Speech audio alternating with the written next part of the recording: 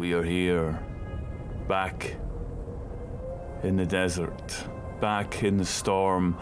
We are in a place where only magic keeps a torrent, a vortex of sand, of dust, of just fell beasts from something that they can be heard singing in the distance. The party have found themselves relatively safe and warm in an outpost of some description, which the main purpose of it seemed to have been feeding the storm, feeding something.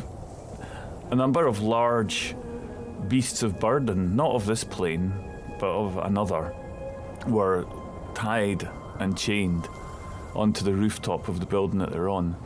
And one by one, each of those beasts was plucked up and out into the storm as the shadow, with some very large tentacles, took them. Didn't seem to be particularly interested in the more minute players, but they kept out the way well. They found that there were some acolytes, some cultists who were tending to these animals, and they had also walked from a place where a different beast, a small version of a cephalopod type, with some means of communication that only seemed to want to eat and grow bigger and to join the storm, and they are all dead now because the party attempted to reason a little bit with them, but I think decided that it was probably about time to kill everything that was there. And duly dispatched, they find themselves now. You find yourselves in a fairly old, weather-beaten, but still intact, sandy hall room. There's some platforms with bedrolls on them. There's still some burning torches that keep the place alight. You've got the continual sound of dust blasting around your head. And I believe you were having a long rest, right? That's what you had intended? We were having a ring nap, yes. Yes. Ah, yes, you had disappeared into this fantastic genie's den that Adri has, yeah. And from there, were you doing anything other than napping, or were you preparing? Were you talking? What were you getting up to while you were in there? I think we should send a letter back.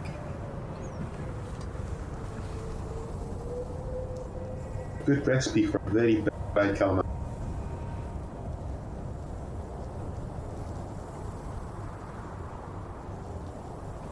Yeah, I think. Yeah, sending a letter or doing the notebook sending back to the handler, updating on what has changed since we last contacted her, which wasn't that long ago. I think it was only earlier that day. Euphemia. Yeah, I think as improbable as it seems. I'm looking at my notes, trying to remember. Oh, yep, it was literally earlier in the day where we told her about the itty-bitty tentacled thing that wanted to eat everything. And so now we can tell her about the giant sky tentacled thing that is eating everything. Also badgers. Also? Badgers. The fact that they're here seems kind of weird.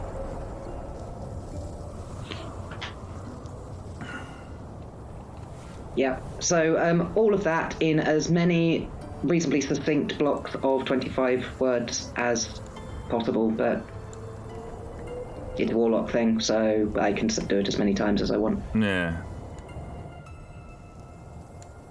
Okay. Euphemia takes a moment to respond to the first one, where you This is you must pierce the sandstorm. You must make it through. We need to know what's happening over there. And then when you talk about the badgers, the large badgers that you recognise from Bitopia, she puts question mark badger, and you to and fro a little bit on that. The outcome is that she says, interesting, giant otters sighted in Neildra, in the river.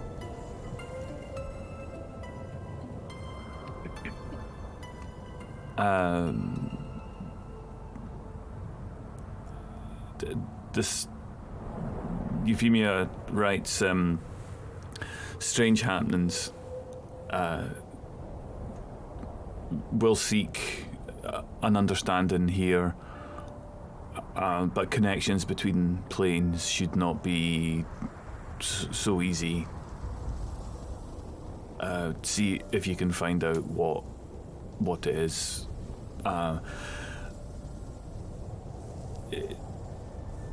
And then just a reminder, Euphemia writes, we need you back. You've still got 3 weeks, but we need you back. So the writing just kind of states that. It doesn't say why.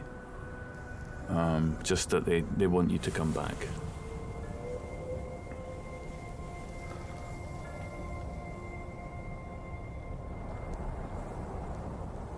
Last message I'll send to her.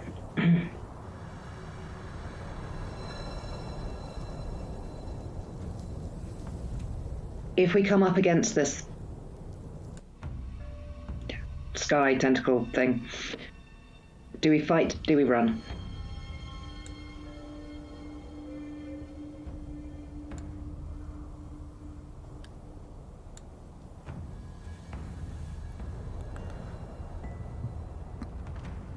Do what you need to get the information that we need.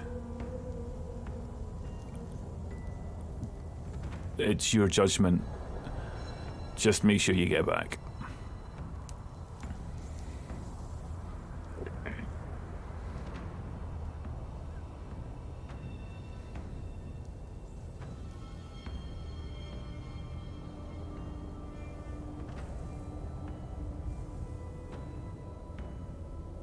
Adri will turn to Ildri and say, I think we know a paladin who's going to be rather grumpy about extraplanar things turning up in Neildra. Yes. I imagine she wouldn't be overly impressed. Aren't they currently the extraplanar thing in Bitopia, though? I think they're back. They just are a little bit lost. You're right back. And did they bring friends with them?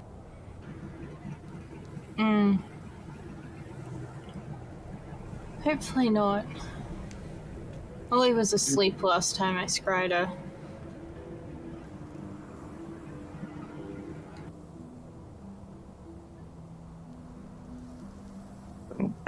Also, while we're here, we've got that odd book We with do. the word. Did we? Okay, great question. So last time we looked at it, it was only Kartat who could read it. Did we get the impression that it would always only be him who could read it, or was it just something about that day's word that meant it was only him? Or did we have no idea? You had no idea at that point. Okay.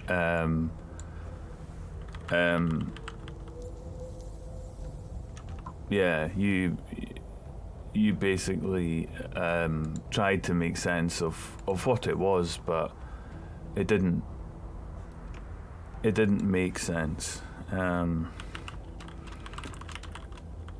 So you were looking at it, just trying to picture what and how it formed and its purpose. But you did get a sense of its purpose. You did get a sense of the urgency that some of these words had, and that if you were to actually speak of them, then great power would be unleashed.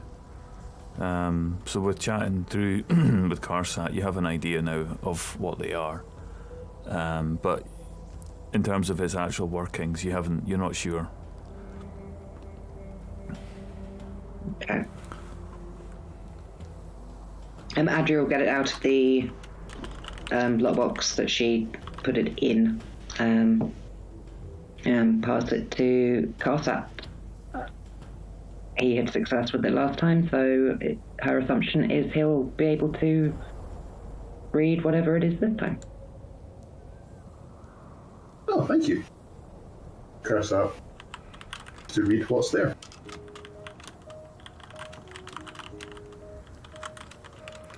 Okay.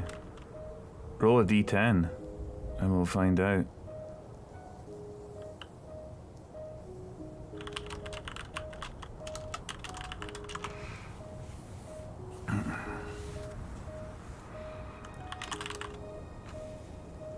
Okay. A 4.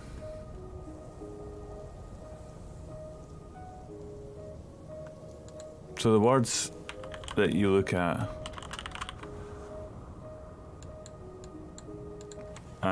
while you scan down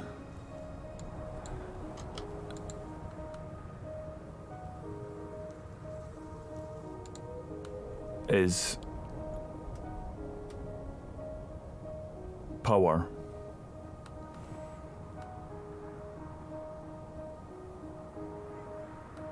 And Carsat, you sit and look at this. You see this word form in front of you on the page as the ink begins to slide round and form this word.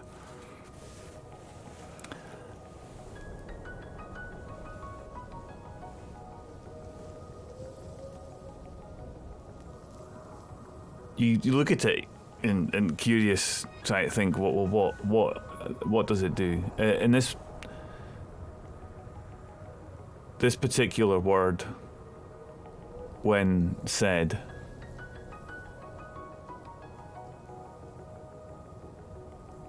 will replenish your magical energy within yourself.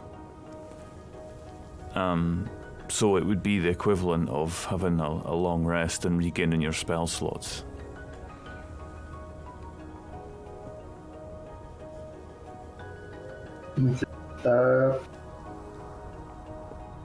So Crash will tell the rest what he's discovered, and then just gone, might be most useful for you, and hand it to Ildrid. Oh, thank you. That way, lots of big magic, and then lots of big magic again. Nobody else wants to claim it? Yeah. You're also aware, Carsat, that the limitation of this is only for the next few hours, and that when the day breaks anew, then you will lose that and a new word will form on the page. So, if we want to make use of that, we're going to have to go kick Squiggly in the face now. Anyone got a plan?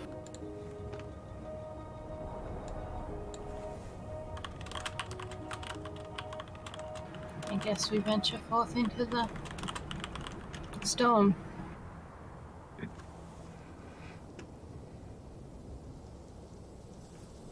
Are we at the beginning of the long rest or the end?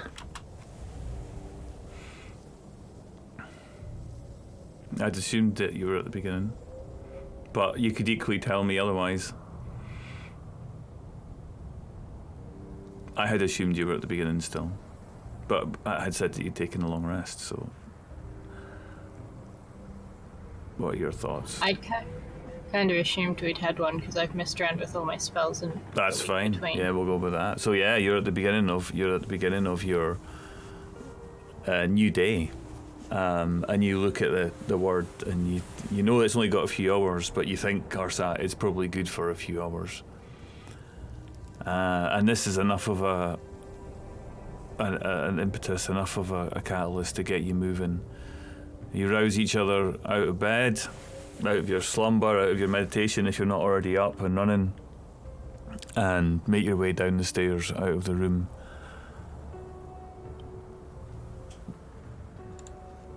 You're reminded, as soon as you walk back in sight of the storm, you're reminded of this howling wind. You're reminded of the beasts that were there that just got plucked out and disappeared into it.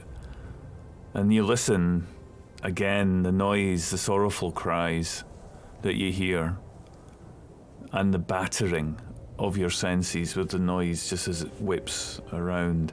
It still doesn't come down, doesn't touch you, but at the top it's very close to the roof.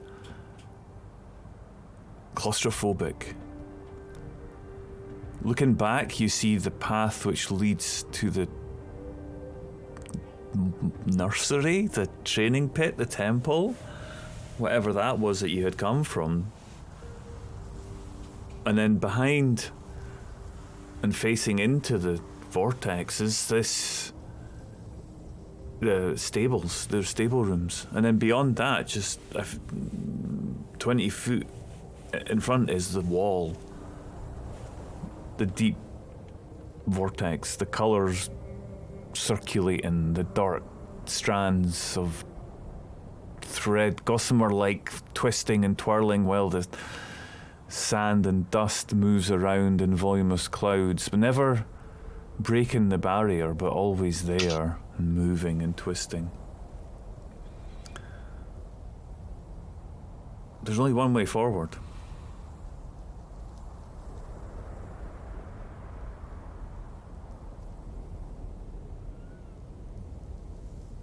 At least, if you want to go forward, you could go back. I mean, you could go sideways as well. It's all there. You're in a bit of a dome at the moment. Slightly larger than Leomund's hut, but having the same effect of keeping the outside at bay. What do you do? Do we think we can go and fight this? If yes, now's probably our best chance. If no, we'll need to come up with something quick. We need to go into the storm. That was what Euphemia said to us. I guess the creature's in the storm? Or is the storm?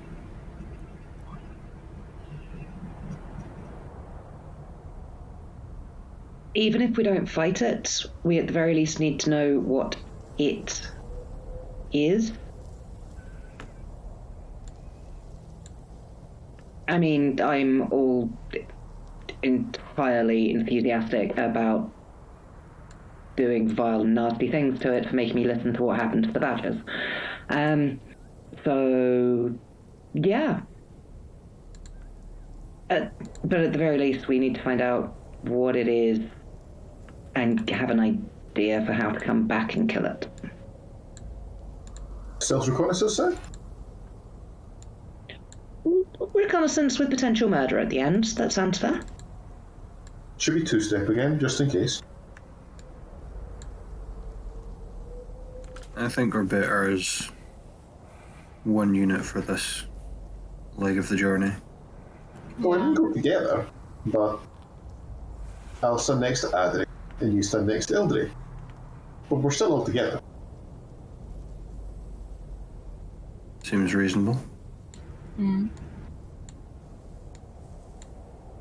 Oh well, as always.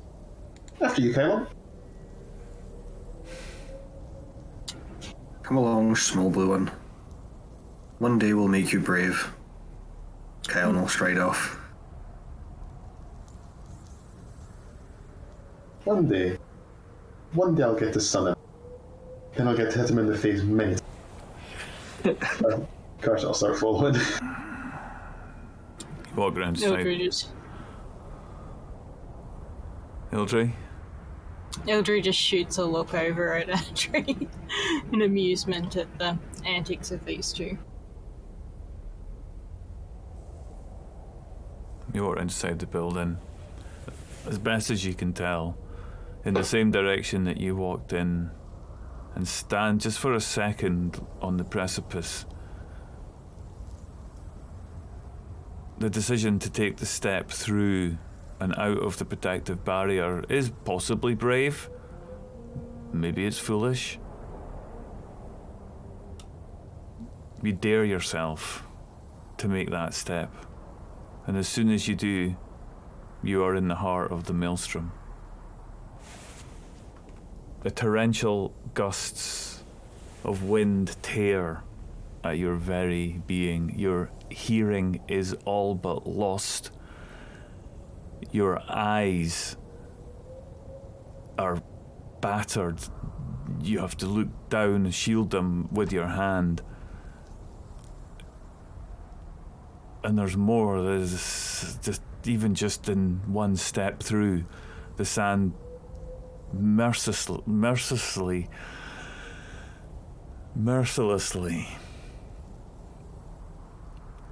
slams into your exposed skin, each one feeling like a tiny stab of a needle, of a dagger, of pain. Not enough to hurt you, but wearing, tiring, exhausting. You look round and see your party assembled. Into the dust you go. And just very quickly, we would have, before we left the ring, and the safety of the warlock space, Adri would have done the ritual casting of telepathic bond. So for the next hour, the four of us can still communicate. The knowledge of what's in here flashes across your mind, just briefly. The giant beast that took 6 fast badgers up for a meal, you assume. Hopefully you're too small to be noticed. Telepathically, being able to connect to each other in this noise, even still, makes it harder to hear, but works. As you press on, the relentless tempest just completely consumes you. Your entire body. You have to reach out to hold the person next to you.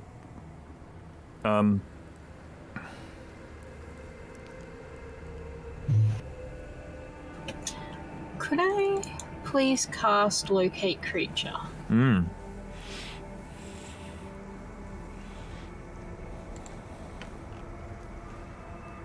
And obviously I am looking for the giant squid thing. So I don't know what that is. But that it would be. Eldry probably would.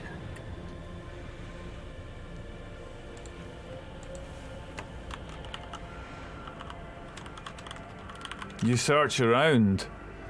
You cast your mind far and wide. 1,000 feet isn't that far, but you've no idea what this storm brings. It's up for an hour, so you maintain that, and you will be able to, if it comes close to you, you'll know it's there. But at the moment, you don't feel anything.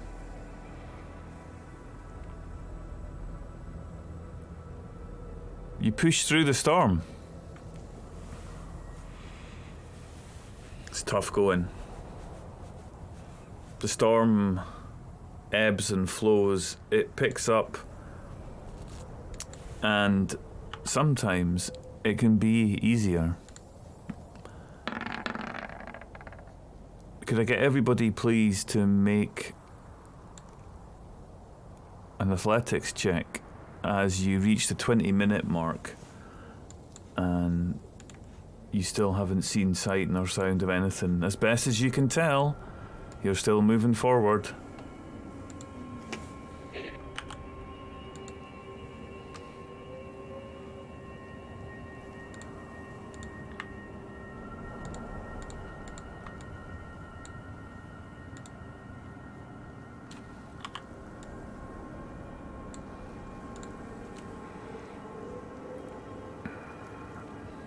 Kyle, and even you find it hard going at first.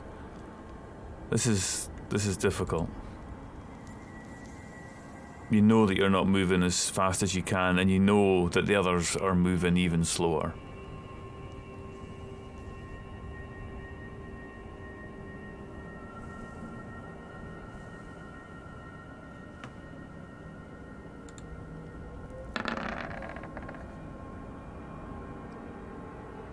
You go forward another 10 minutes and get another athletics check from you, please. It seems to be a bit easier going this time. Karsat's still struggling.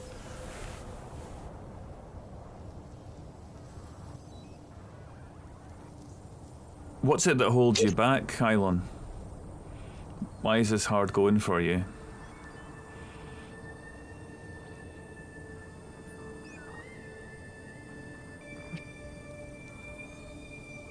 He's not used to the wind fighting him. He's normally working with it.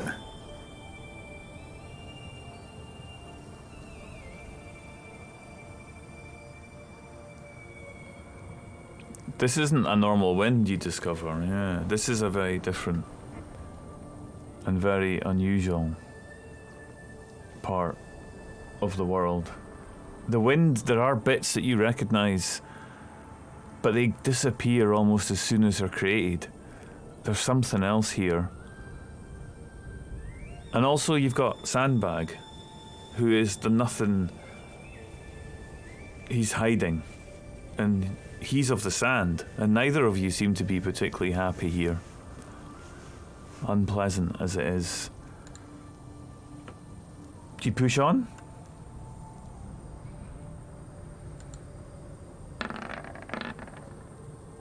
You seem to be getting the measure of it. I get another athletics roll from you as another 15 minutes pass.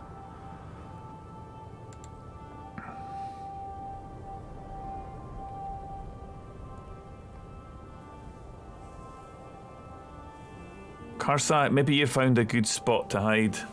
Maybe the wind's gone from the same direction and you're able to walk behind somebody to help you through, but you find your strength. Ildri, you really struggle on this.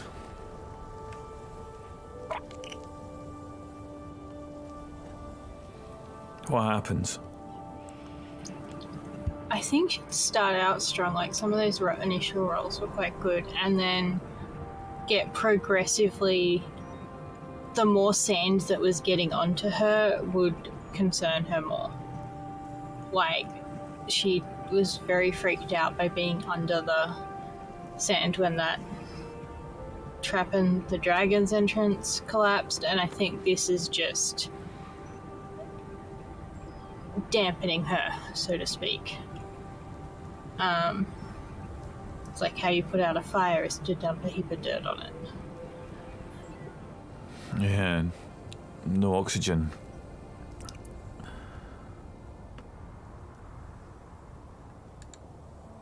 As you journey deeper, the colours begin to grow darker, more sinister.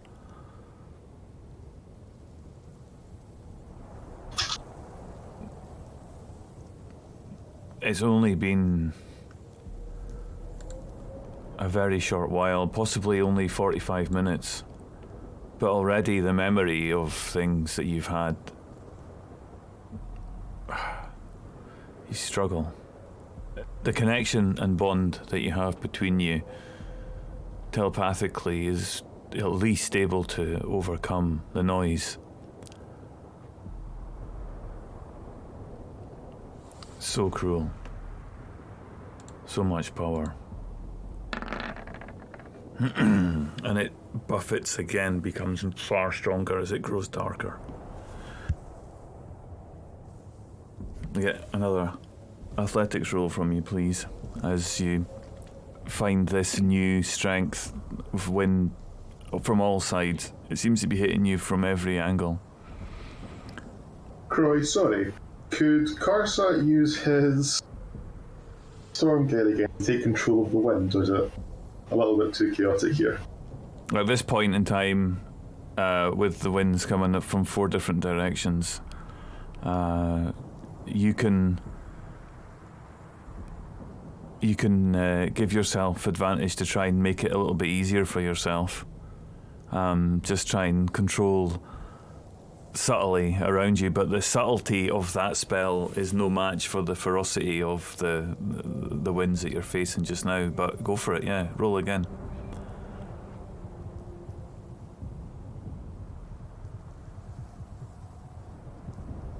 I'll take my first one, please.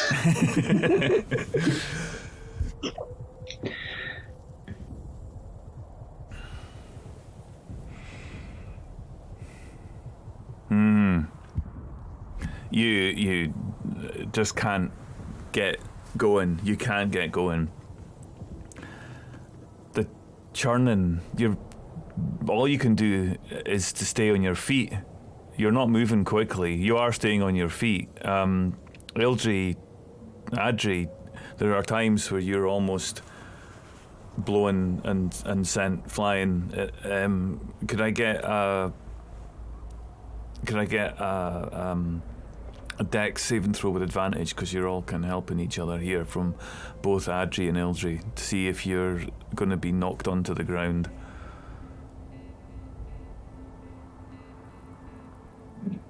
Ildri, you do manage at one point to fall. You're kept up in between Kylon and maybe Karsat helps, but Adri, you're on the edge and the wind just picks you up. You're holding on as best you can to Ildri and Karsat, but you're lifted off the ground, and unless anybody's got anything, you begin to rise off the ground and up.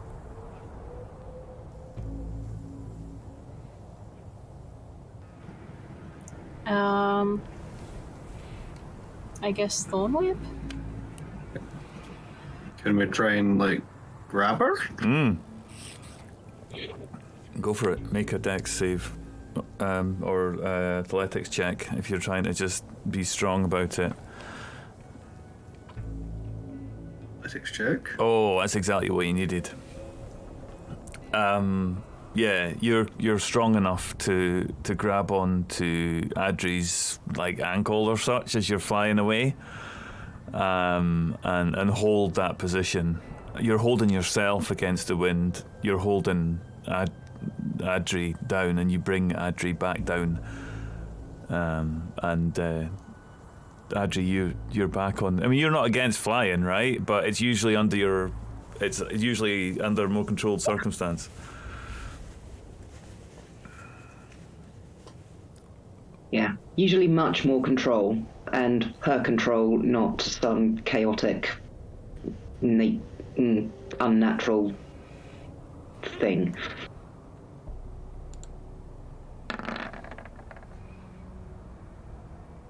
And when you curse your line of expletives or whichever admonishment you give of the wind, it does seem to answer and lessens in severity. And with that, you see the darkening of the wind above you. There's something out there. You've seen this before, this shadow. You recognize it.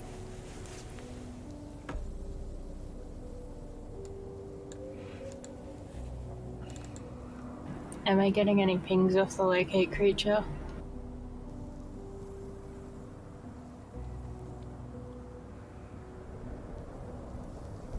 Let me see.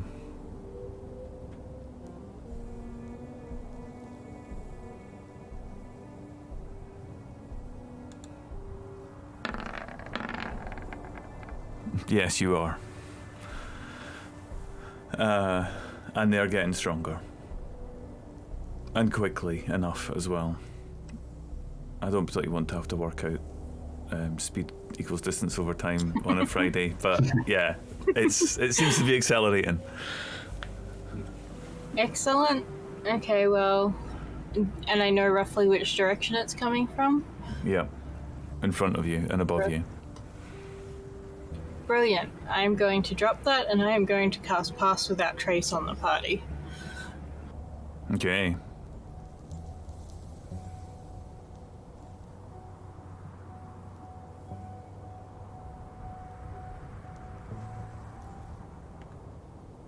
The ground beneath you is flat. It's very difficult to see more than about 30 feet. And you recognize that what you have been walking on has been flat.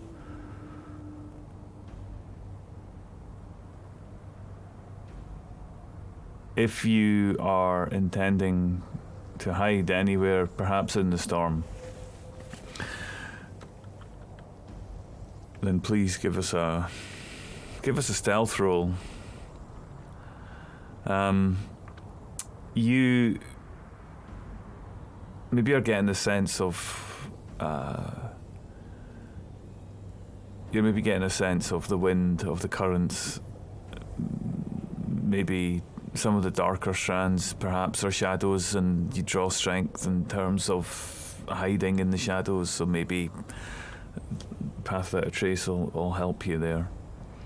So yeah, at any point if you are intending to go slow, but your ping was strong and you felt it, and it was gathering and it was moving more quickly. I should probably let the others know that as well. Guys, it's up ahead. And it's fast. Hiding, or are we standing here waving around?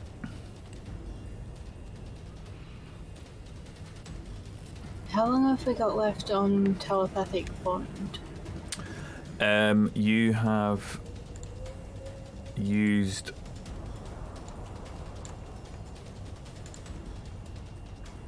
one, two, three. You've made 1, 2, 3, 4. You are at the 55-minute mark. Would it be worth stopping before we go any further and see if we can get another cast of it? Or 50-minute mark, sorry. 50-minute mark. Yeah, you got 10 minutes. Adri would need to be able to concentrate to do the ritual casting. I don't know whether that would be possible in the storm. It would certainly be difficult.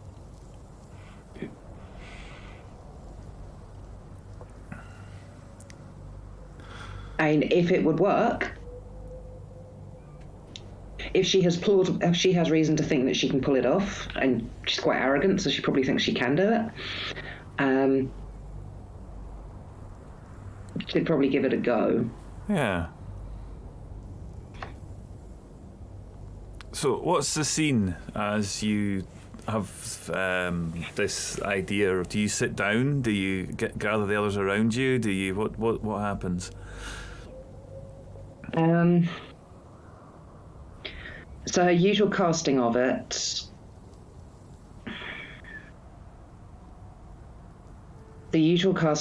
does involve, it's got verbal, it's got the hand gestury bits going on. It's not subtle.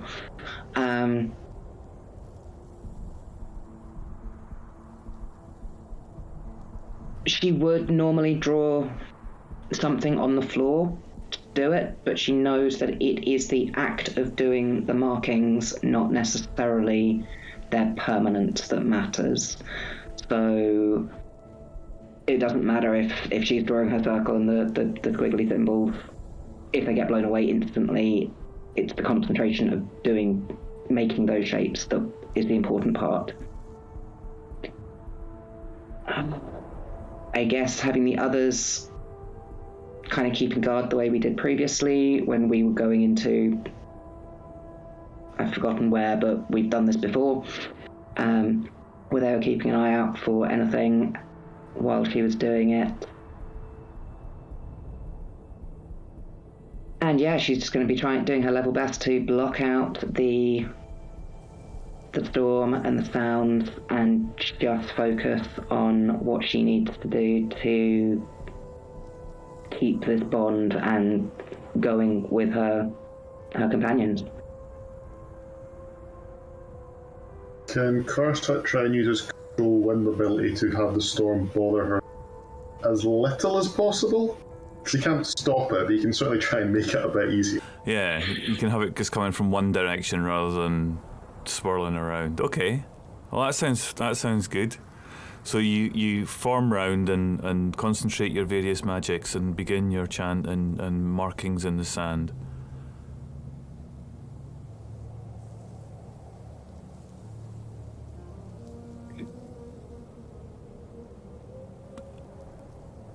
A minute goes by.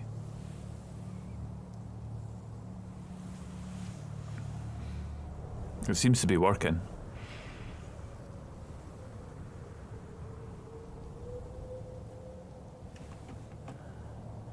Two minutes go by.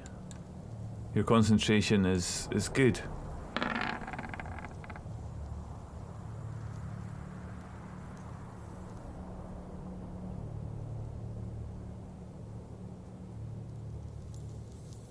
It's perhaps the rest of you that hear in your head.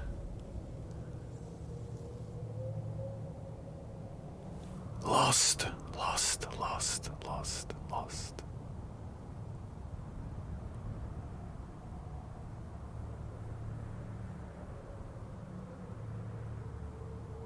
The dark shadow swoops over you.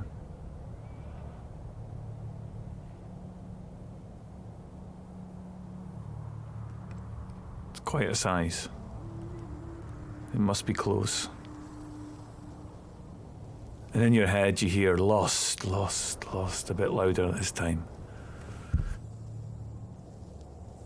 The language variously abyssal, celestial, primordial.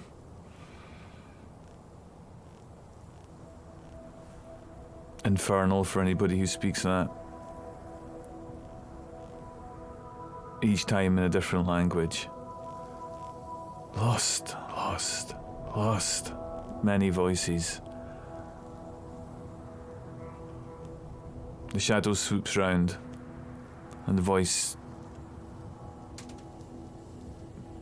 quietens in your mind. 3 minutes go by. 4.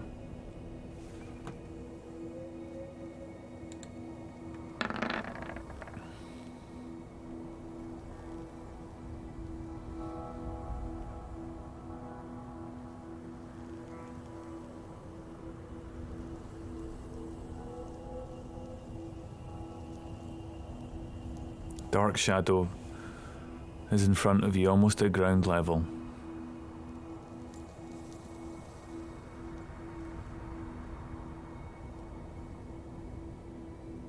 The storm moving in one direction.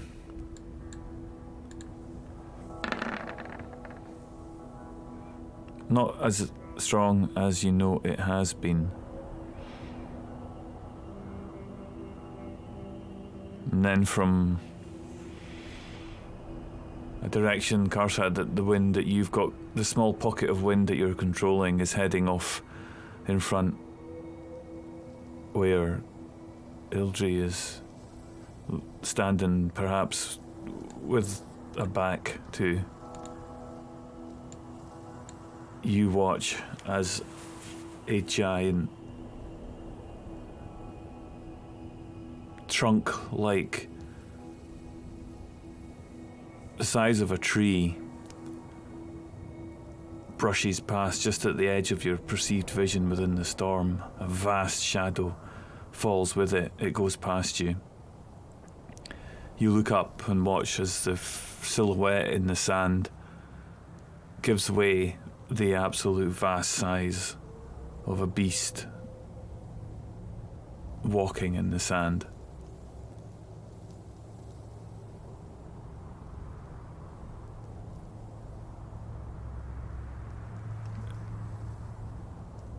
It disappears out of your vision in the storm, which still does not relent. It passes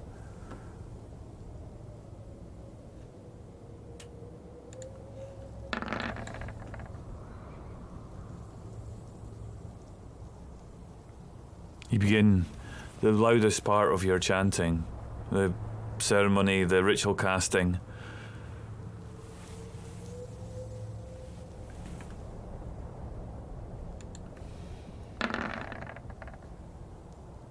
And you reach the end of it.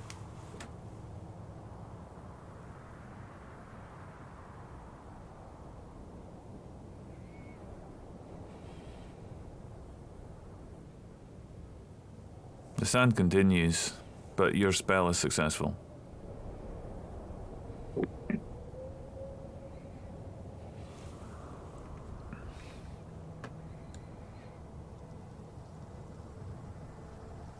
Karsat, it's not a dragon.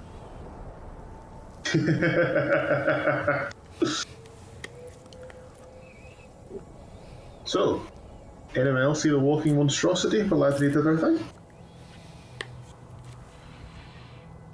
Yeah. Out of curiosity, with telepathic bond, can you share images as well as words?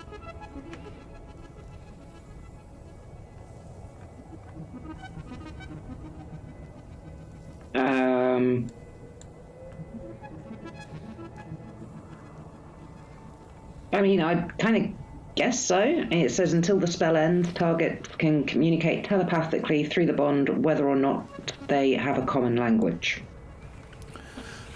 Yeah, I mean, telepathically, you're able to give across meaning very quickly, and if part of that effect is a sort of imagery, then sure, you can get across this concept of this giant striding beast in the, that you saw, the shadow, and a sense of its scale and scope. Yeah, absolutely. Yeah, so Castle just primarily projected towards Adri, but the rest is on relative, just in case you haven't seen it. Just gone. So I think that's what we're dealing with. Well, that's a thing. Yeah.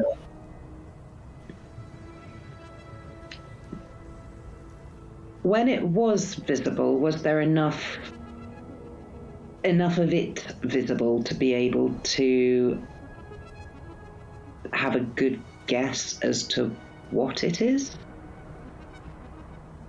Or was it just a large hulking shape that... Yeah, it was mostly, one very, very tree trunk size, almost like elephant skin, rhinoceros skin, that kind of hard and big. The diameter of it likely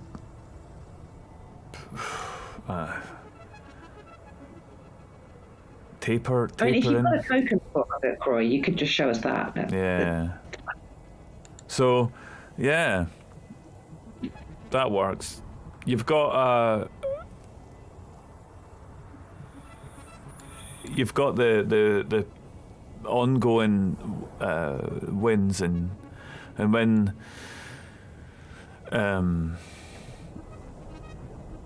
when you keep moving forward, when you keep pushing through the storm, you see this shape again, this legs, this movement. This thing would be huge. It would be vast. You can imagine it dwarfing you entirely.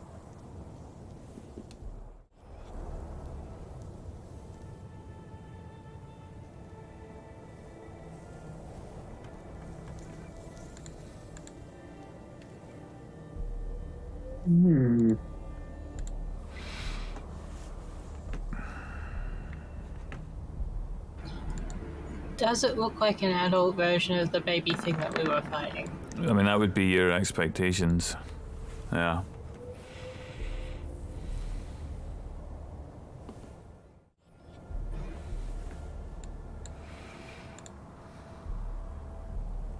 Well, we took the baby one. Something tells me this one might be a little tougher.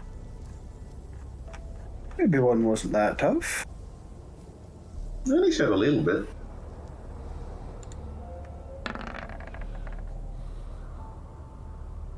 But the question is, it just one, or is there many of them?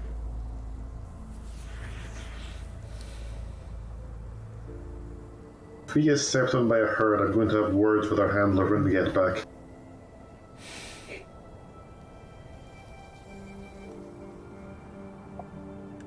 It's fine, you're so short, I'm sure you can get any shorter. I would take offense, but I don't even reach your knee, so valid point. Exactly. The storm has taken it out of you. You're getting tired. And this tired you felt before, this is the kind of tired that if it continues for too long, then it's just going to grind you right down. You move forward at this speed.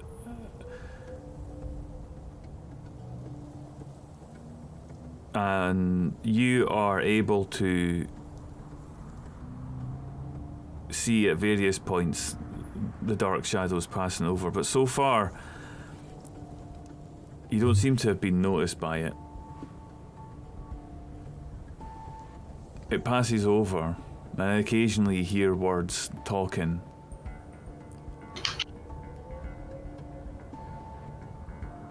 Then it disappears for a short period of time. Could I get another athletics check from you?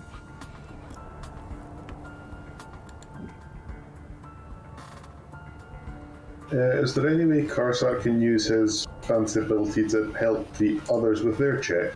Particularly, possibly one of us in particular.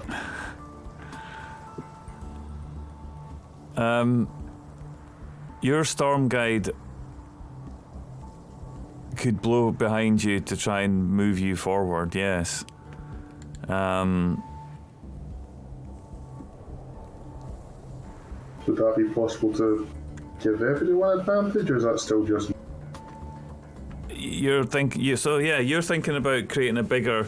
Now you're getting a handle on this storm, you kind of get its measure. You think you can make it blow at least in one direction with equal ferocity. So you're moving forward through it and you're trying to shape the storm. You're fighting it with your will. You're being able to actually bring it round, at least at the ground level where it's able to do that. But you're extending yourself considerably to do that. But yeah, you can. You're drawing on your magic just to try to do that. Adri, if you'd like to roll again with the help of an assistance of Karsat. I mean, it's better. I mean, I don't know. I mean, anything but athletics. Can she try sneaking, or can she try lying to the storm? Because I've got a 15 on that. You are lifted up once again into the winds. I made another attempt to hold you. Also, Karsat, you're extending yourself extensively. Your magic is being used to siphon a fair amount of the storm and move it in ways it's not used to.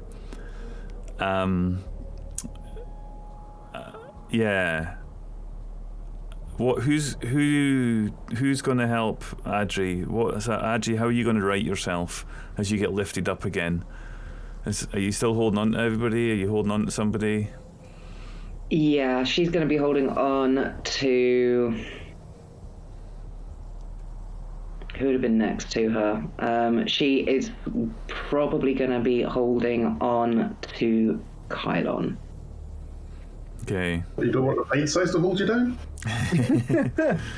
Funnily enough. Kylon, let's see if you can overcome this. You've got a fairly easy DC, so it's not too bad. Athletics check? Yeah, you're fine. You once again you've got a hand this time, Adri. You just you're right up in the air. Your feet. There's just a bit. Karsat's attention maybe just wavers a little bit as the wind stops and just buffets round for a moment. And as you do that, as your legs are there, and as Kylon, you pull down Adri back to the ground. 3 large tremors are felt under your feet.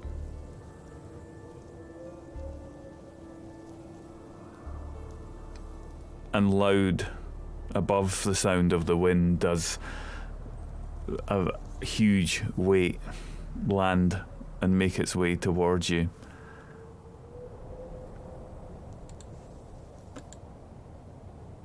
Interfering with the wind perhaps was enough for it to be able to pinpoint you exactly.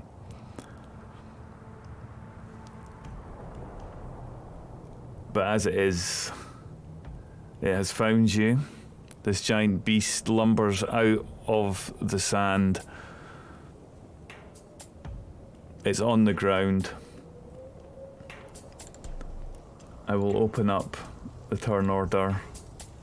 I will remove the turns. Please select your token and roll initiative.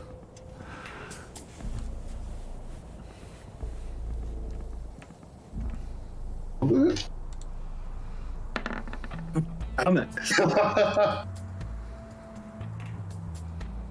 Alright, I've got to find the token. There we go.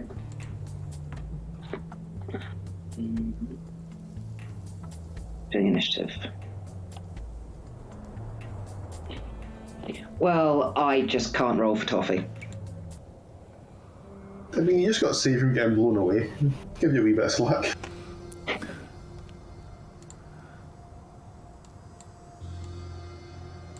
Okay. With the wind still howling around, Karsat, you see it first as it walks straight towards you, and the tremors that you feel under the ground are in direct relation to every step that it takes. It's not far from you. I will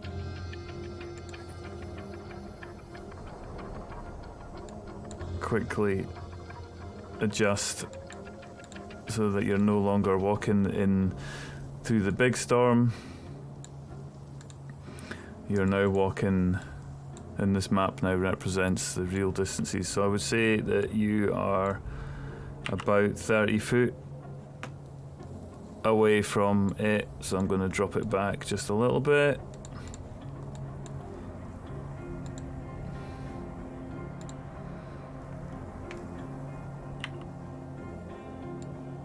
There we go. All right. In the sand,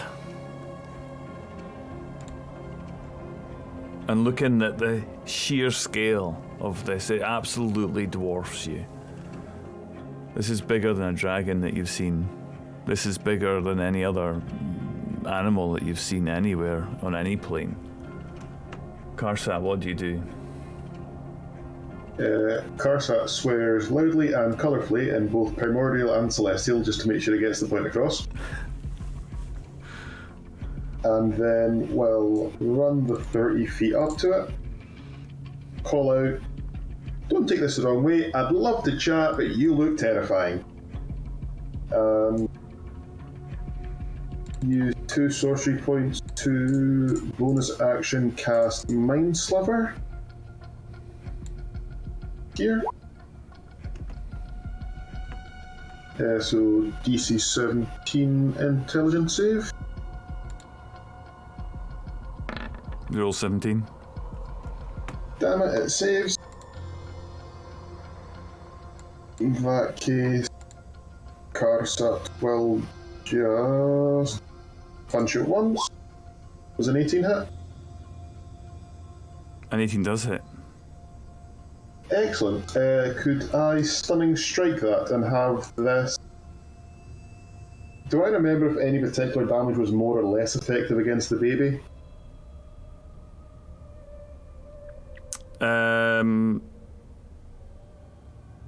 Maybe. Do you? Possibly. What would Karsat do? Do you think Karsat would remember these things? If it was resistant to lightning, yes. Karsat loves lightning. So if that didn't work, it'd probably stick in his mind, but other than that, not really.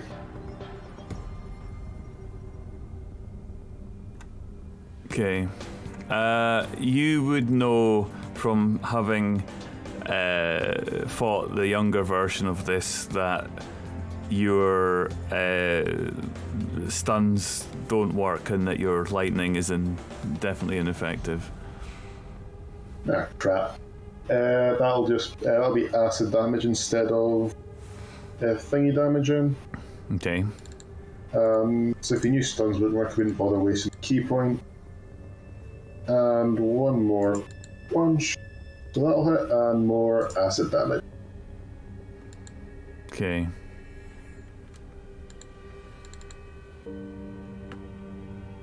Okay.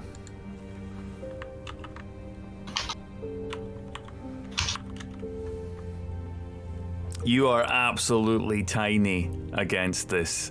You're almost a grain of sand to this thing. You're up against one of its feet. It tapers to a point, and it probably looks like it's actually half floating in the air. It doesn't almost look like it's walking. It looks more like it's dragging itself along the ground. And as you notice this, as you punch and connect with this, you realise that they're not entirely seated on the ground. It looks like it's hovering in the storm. Okay. In response to your annoyance and also your cursing, the beast responds to you. It tries to grab you with one of its tentacles as it riposts and comes back in. I'm assuming that is definitely going to hit.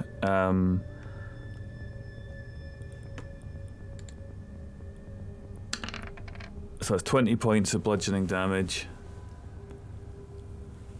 and you are grappled.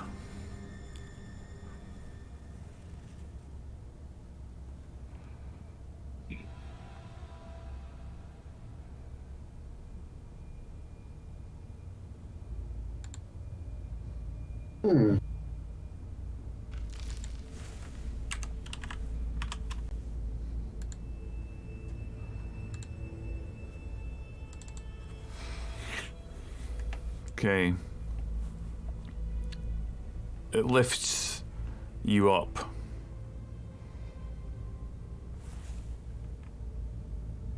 And walks forward with you.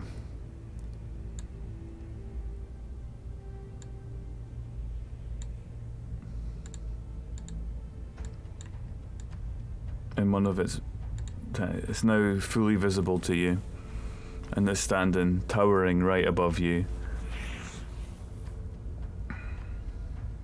Ildre, one of its tentacles whips out towards you.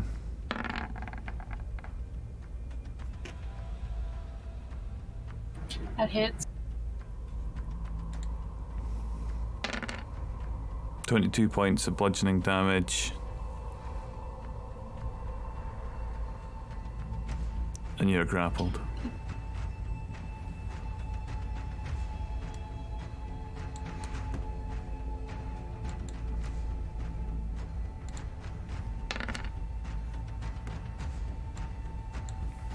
Karsat, you're still grappled.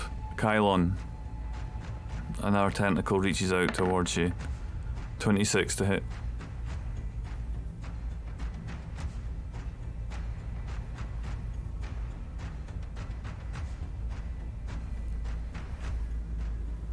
Yep.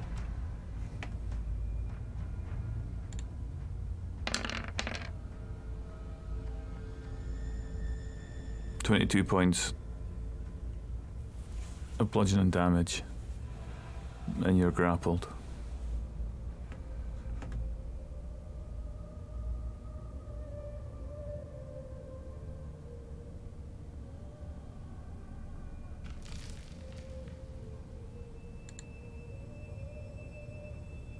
Kylon.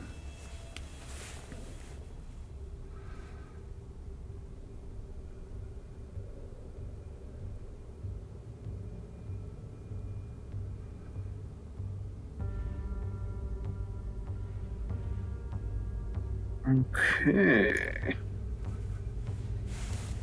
Well, first up, we are entering Bladesong. Because hell no.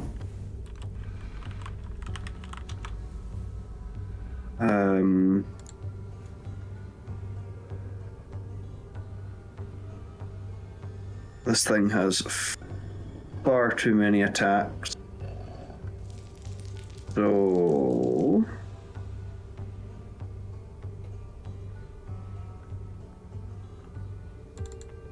time for slow. So wisdom save 17 DC.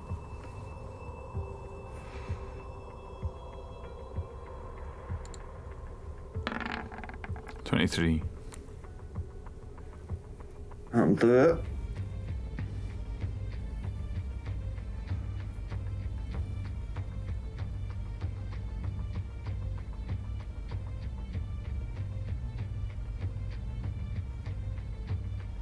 Yep. That's us for now. Ildre.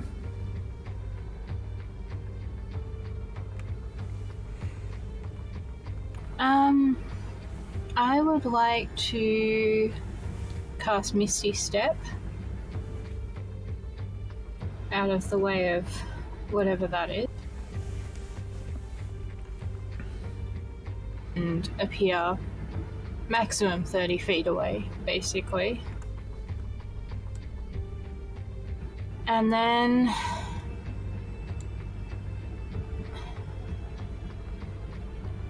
I think I want to cast Hex on it. Okay. Although that's a leveled spell, isn't it? They both are. I don't know that I can cast both at once. Yeah, no, never mind. Okay. Yeah, I think I'm gonna move and try and put some distance. And then I think that's pretty much all I can do. Okay, so you jump 30 feet to like towards the end of. Oh, actually no, I can do something. I'm also going to summon Jara directly above it and then tell them to dodge. Prior to the Misty Step thing, because that gives it a tiny bit of fire damage as it appears. Not much, but some. So it needs to make a dex saving throw or take 2d6 of fire damage as Jara appears. The tiny, diminutive Jara appears as a sparrow around its head. Yeah. And Jara is also being told to, like, flee pretty much as soon as she gets out of it. Well, actually, I think her action is basically that on her turn she will just dodge anyway, so that works. Anyway, 2d6, assuming that it needs to make a dex saving throw of 18. Okay. 26. Getting the rolls. Okay.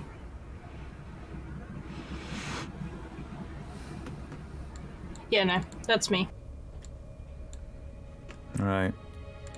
Adri, you are grappled. There's...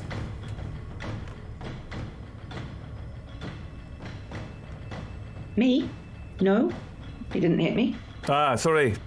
Yep, I was forgetting because LG got out of it using Misty Step. Sorry, yes. You're still standing looking at this thing. Currently it's holding Karsat and Gylon.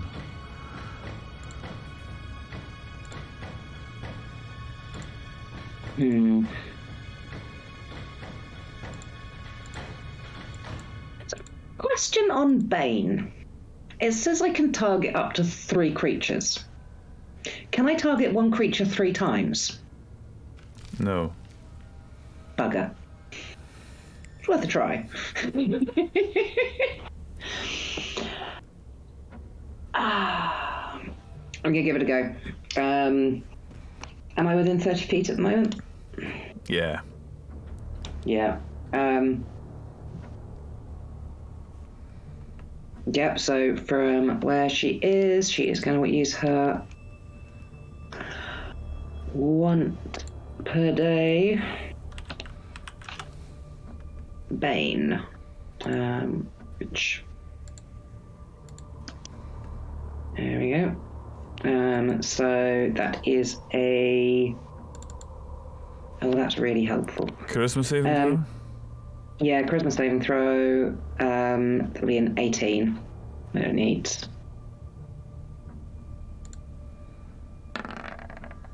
$14, it fails. Excellent. I had a feeling it wouldn't be particularly charismatic. Cool, alrighty.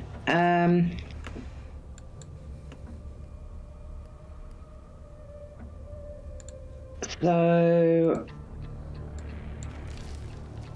Adri is gonna move hopefully out of its reach, or further out of its reach, to put herself...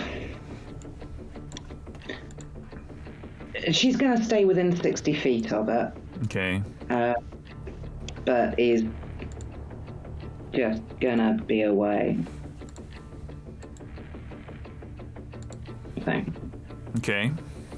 Not keeping herself out of being in a direct line from any of the others and staying, say, within 60 feet. But just using her 30-foot movement to get there. And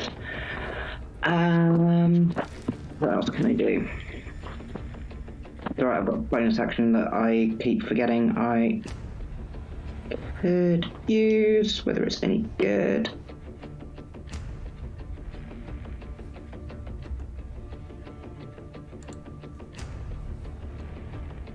No, because I wouldn't be using sneak attack against it. Cool, alrighty, that is end of my turn. Okay. Right. Back to the top of the round.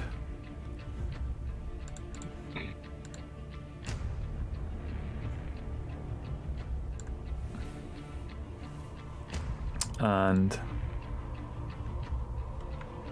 Karsat. Could I please use my disengage, get you out of a grapple? No, I got that one.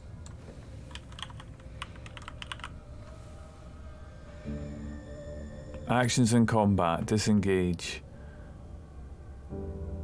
No, it just doesn't provoke an opportunity attack.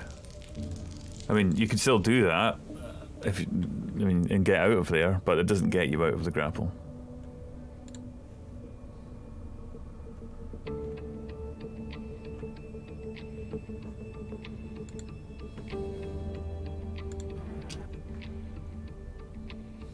Yeah, that's awkward. So...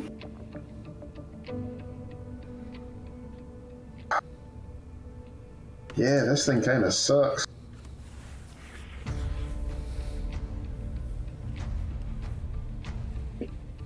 I mean, I'm grappled, so I'll just try and unarmed strike it against that disadvantage, yeah?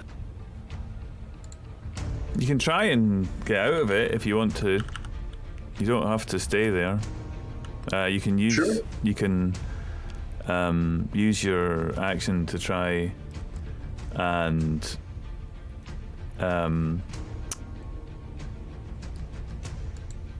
you can use your action with a strength DC 18 attempt to end the grapple. DC 18 strength. Yeah, I'm not seeing that going terribly well. Let's give it a go. Is a grapple ending not athletics or acrobatics check? Athletics would be definitely I appropriate. believe rules is written it's you can either make an athletics or acrobatics check to end a grapple, but it's a contested athletics to make a grapple.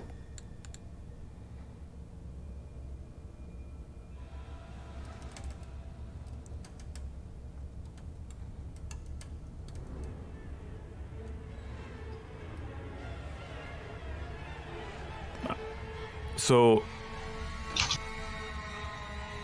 okay. Contested on athletics. So I can't try it on acrobatics, then it has to be athletic. The initial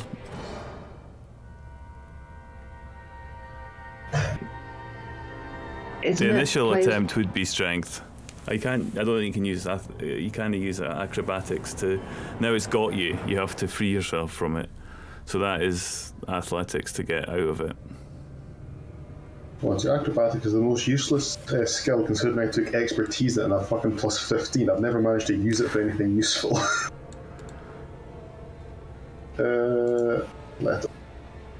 That'll be a nope.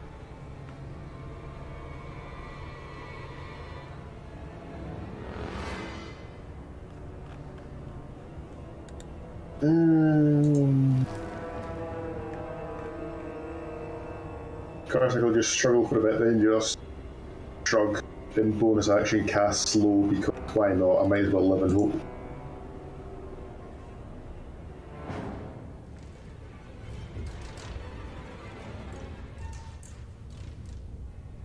Okay, wisdom save.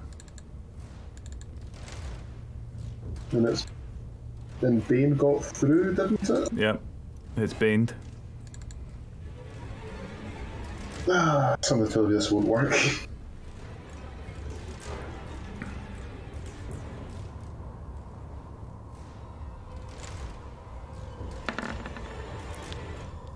Roll 26. Yeah.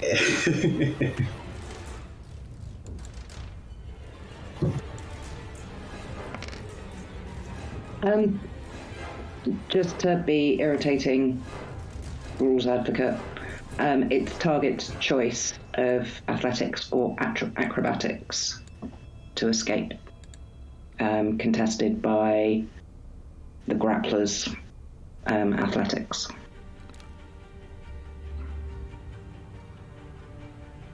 Okay, I'll accept that.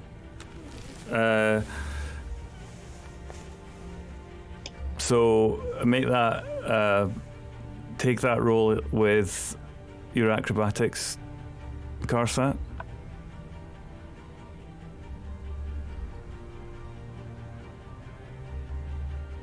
There you go. Right, you lithely jump, spin, and out you go. You're no longer grappled. Lovely. No, I've already said I cast slow, so I'll just go with slow. How high up did it lift me by chance? Not very high, no. Oh, damn. In that case, I will just leap off it and run over by Ildre Adri. Okay.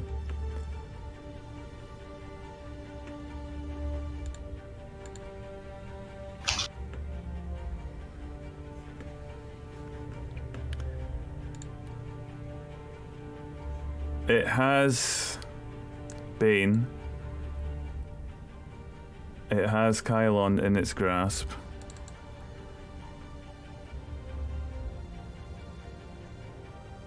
It's going to try and bite you.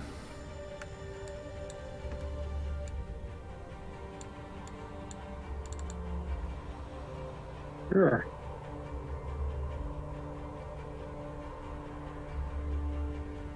It lifts you up towards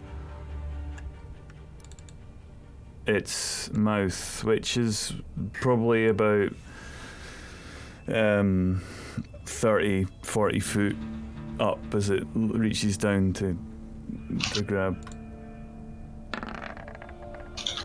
35 to hit. That'll hit.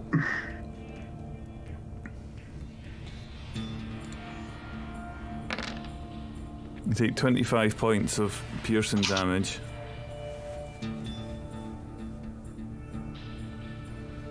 And it begins to swallow you.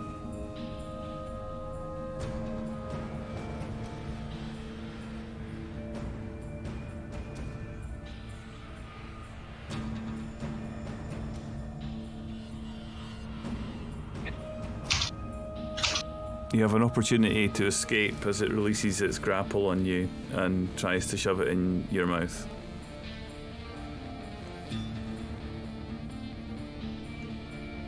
So either athletics or acrobatics. Here's the thing.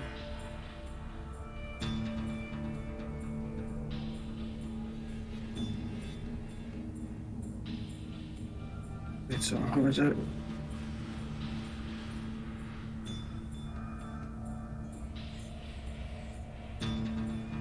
Something. Advantage on acrobatics checks. So, yeah, we'll take that.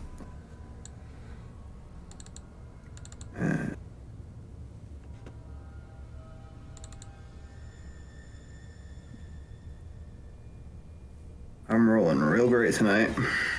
That's with Blade Song, isn't it? Advantage, yep, okay. Yeah.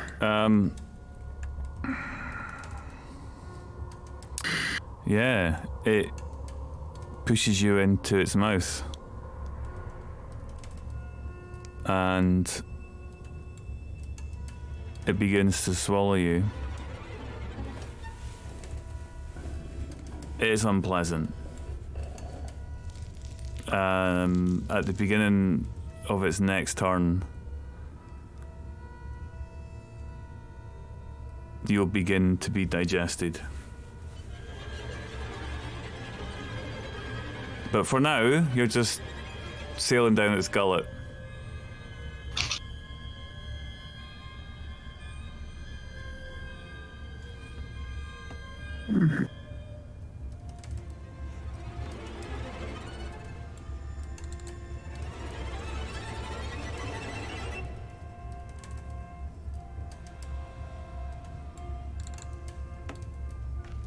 It begins to move towards you. 1, 2, 3.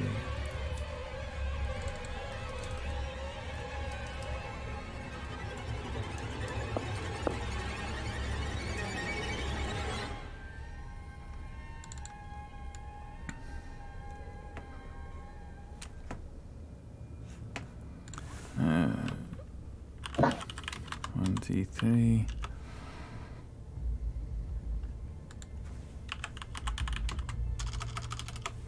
Okay, Adri, a tentacle shoots out towards you.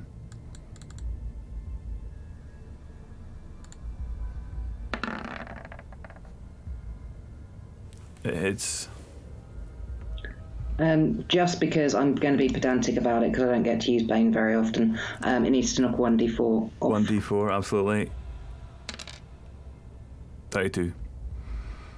Well, that's the point. Can it knock 1d4 off that bite attack? Because that might change things. Okay. Yeah. If it's a 4, it might change things. A 2. 2. Damn it. I need to write Bane in big letters over this thing so I remember. Right.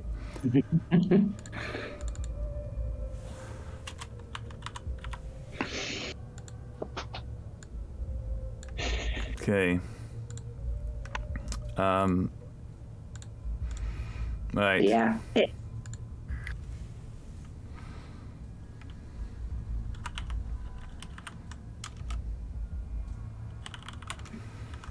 Okay.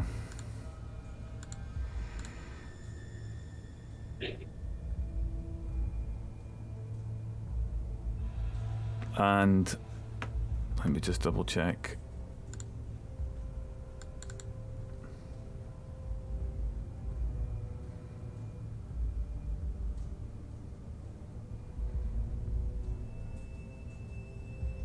Okay, it's gonna throw you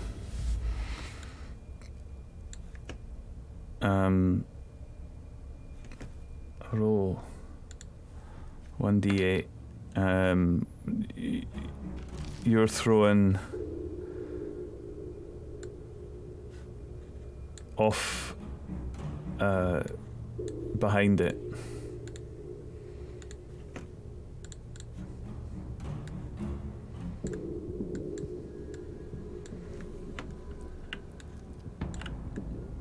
And you're about 60 foot away.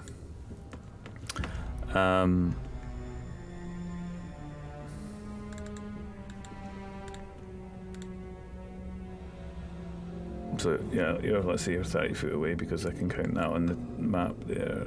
And when you land, you take 12 points of bludgeoning damage as you're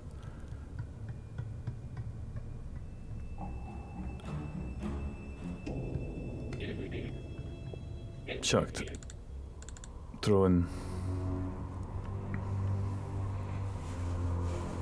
Do I need to do a con saving throw for the concentration on Bane? That's a concentration. until I don't normally. Yeah, I don't normally do this sort of spellcaster. Yeah. Yeah. Make a con saving throw.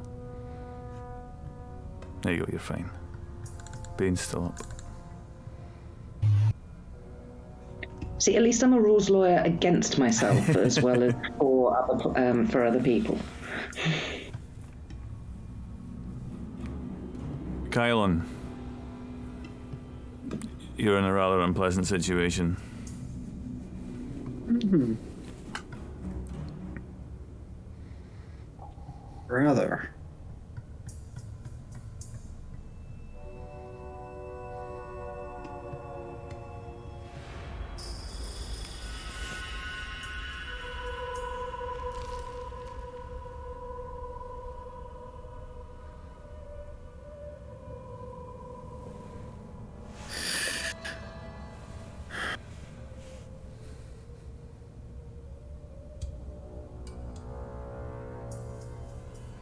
Well,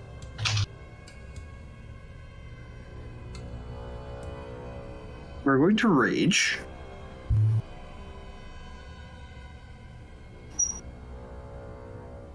And we're going to try and beat the shit out of it.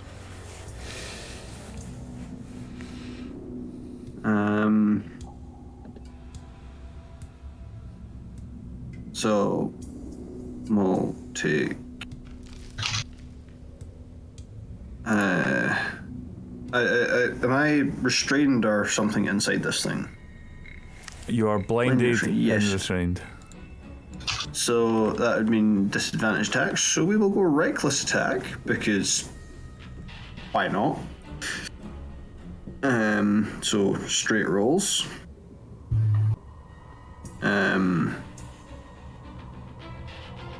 We will go Warhammer. Does a 17 hit? No. No. Let's just root of it. Is there any negation of its AC through any of the spells? No, it's only for attack rolls and saving throws from Bane, so yeah. You don't quite manage to pull your hand around and get a swing as you're sliding down into what is probably a bubbling pit of acid. Okay, we'll go as part of that. We can cast a cantrip. So, sword burst.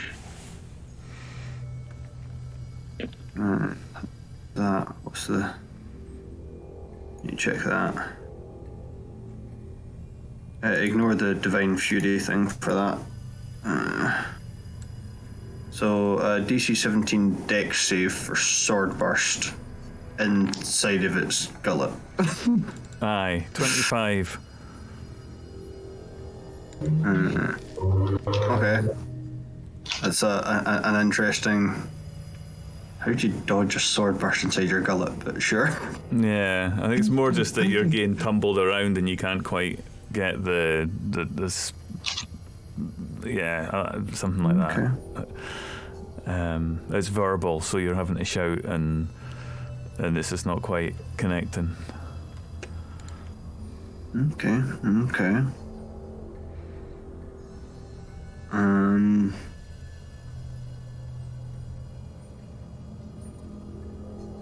That's what we've got at the moment. Okay.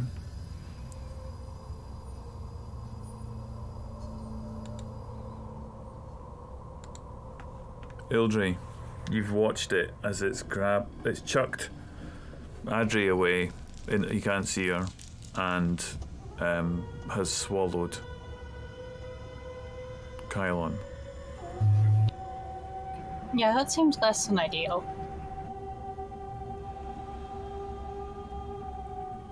I would like to cast Flame Strike at it. Okay.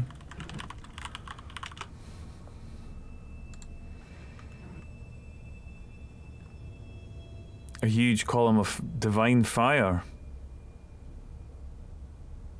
Though I can't. Where did that end up? What level? It's a 5th level. But you can cast it higher. So Jarrett is up, so it's going to take extra damage from that. And also I have Elemental Adept, that means that if it's resistant to fire damage, I can ignore that. Okay.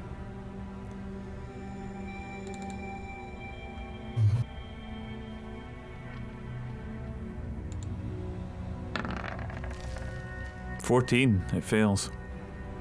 Yeah, so it gets a little crispy.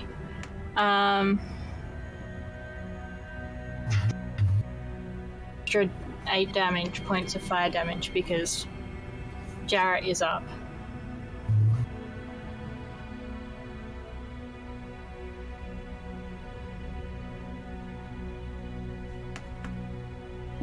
And then I think I'm going to tell Jarrah to come, or ask Jarrah to come on their turn and get in front of me.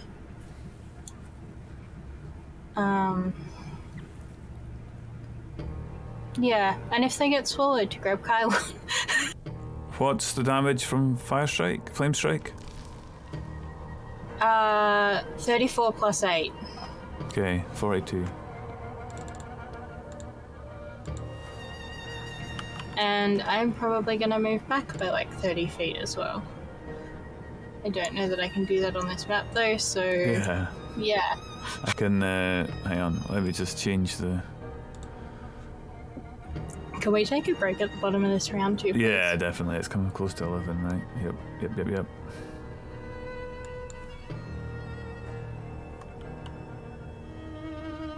Let's put this up at... What?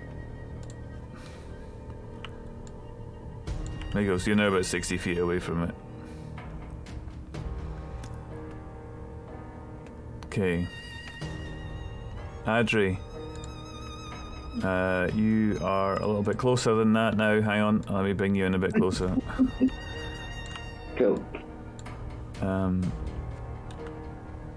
Yeah. You're about 30 feet away from it. Alrighty.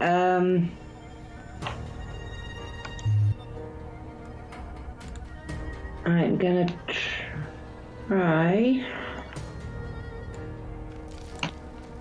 Mind Sliver. So, intelligence save, DC 18, and Bane is still up. Yeah. So 28 minus D4. Okay. 25. Unless you can roll an 11 on that D4.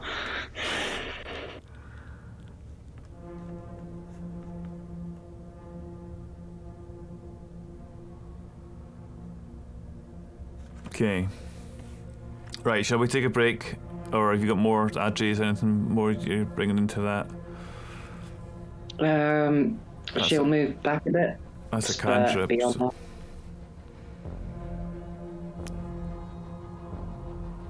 Okay. Yeah. Yeah, she'll move herself a little bit further away. She says, having moved, and then gone, oh, I don't know what the grid dimensions are. Yeah, that's cool. Okay. Right then, well, we'll leave it at this point, just at the top of the round. Karsat, you'll be up first, and when we come back, we're going to see what happens to Kylon in the stomach of this beast. We might need some Alka-Seltzer or Rennies or something.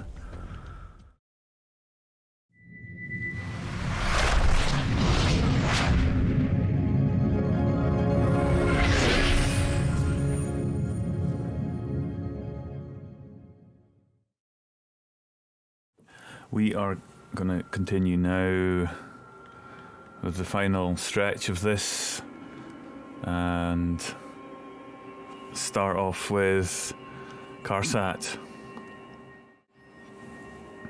Oh, right, lovely. I forgot I got to go first.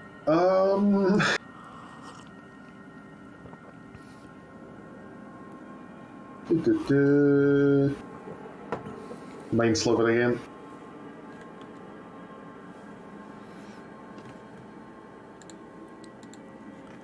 Okay. Mind Sliver, an intelligence save.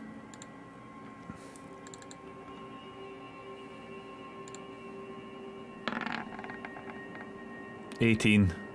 Oh, D4, because Bane. Yeah, there you go. Come on, come on, come on. Give me 2. 1.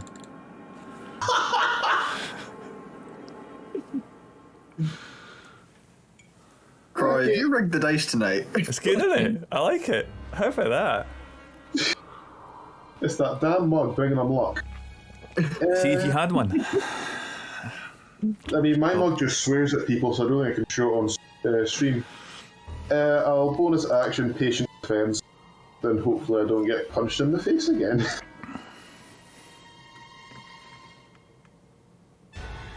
And I'll just move just a little bit so I'm between it. Okay. I am gonna roll a D. I'm gonna roll a thing on 20. I am gonna roll for the storm to see how ferocious it is or otherwise, and there it is. Let's see. Okay. So, for those of you who are still standing, if you could give me an athletics check against this storm and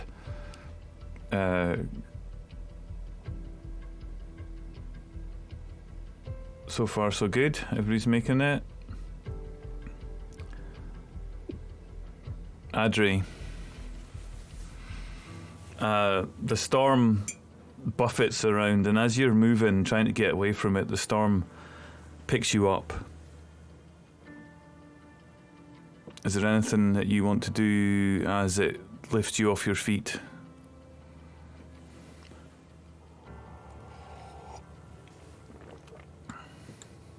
You can use your reaction.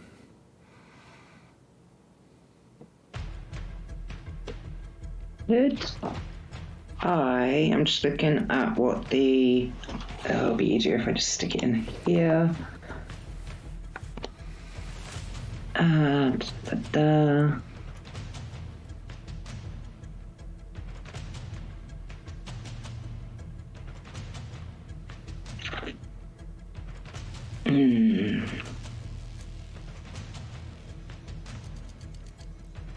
That's probably not going to be as useful as I hoped it would be. I was hoping I could make them be something else. It gives you something flying in the air. Okay. So could I use my reaction to activate Conspirator's Coat and move the ravens, or just activate it? While wearing the coat, which I assume you were, you can use a bonus action, one of its charges, to disappear and release 3 ravens from your location under your control that scatter in the air. Yeah, that seems to be all part of the thing, doesn't it? I'll let that. That sounds cool. Cool. Yes. In that case, wish I'd stayed closer to this thing now. So I'm about 50 feet away from it. She will scatter into 3 ravens then, and send all of them dive bombing separately at this thing. At the tentacles. You should be able to control those ravens. Cool. So it's from her, from where she was, so I go up to 40 feet. So that's kind of around there-ish. Damn it. So from what I understand, the wind howls around you. Once again, for the 3rd time, you're knocked flying off your feet and lifted up in this gust. And as you do that, you use your cloak to transform into 3 ravens. Is that right? You've actually transformed yourself into 3 ravens. That's so cool. Right. And they're buffing about in the wind. I don't know that the ravens will fare very well in this wind. I'm not quite sure how strong they are. But we'll get... Yeah, they're not, at least you're not flying away anyway. They're flying away, but they can fly, so that's kind of that. So you'll need to. We'll maybe wait until your turn for that. But you send them off, and we'll see what happens. Yeah, so you send them off trying to fly towards this thing. Okay. Yeah, the intent of her doing this is that she's wanting the ravens to go to try and get towards tentacles so that it's distracted by them, and kind of hoping it will try and attack them. Okay. Right.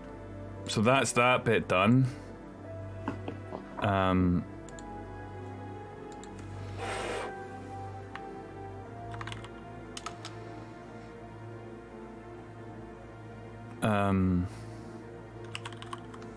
Okay. And yeah, the next order of business, Kylon, you're insignificant to this giant beast, and you are sliding down its gullet, and you are at the beginning of its turn.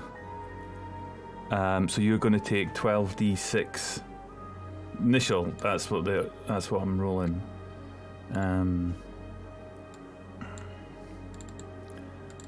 So 12d6, and then so the base damage 47 points. But you're raging, right? What kind of damage is it? That's what I'm just looking up. Yeah, hang on. Acid damage. Nah, it doesn't do anything then. Okay.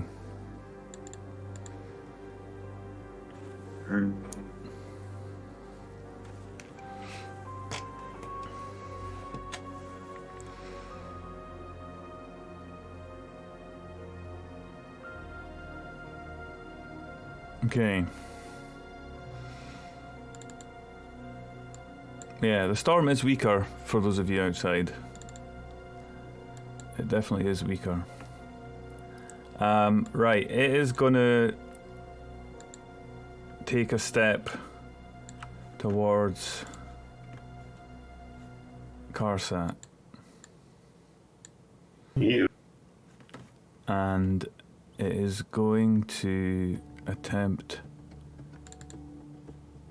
Disadvantage on attack. You've got patient defense. Yep, let me sort that. I'll do them all at disadvantage if I can. There we go. Clicky click. That should now be that. 25. D4. Mine's D4. I wish I could program that in. D4. So 21. Shield. Okay. Don't care about the rest. I survived one attack from it. Everything else.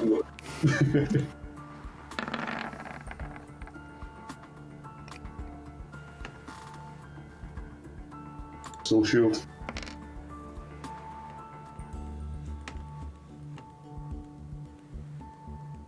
And that's 20.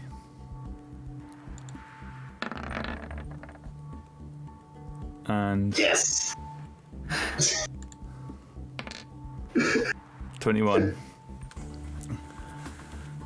I live.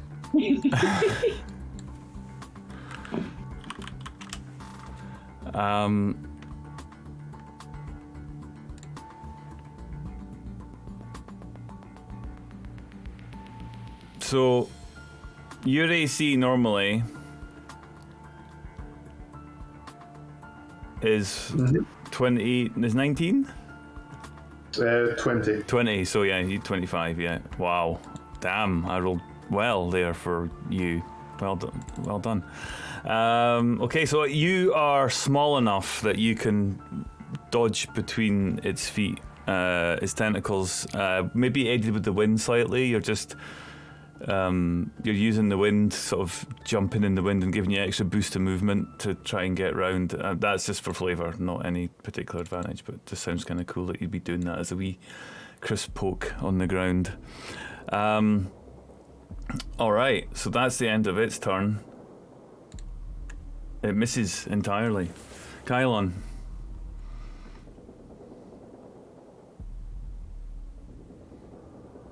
Reckless attacks. So normal roll. Or hammer. That hits. Okay. 20 points damage. Then Shocking Grasp because it's an innate common threat.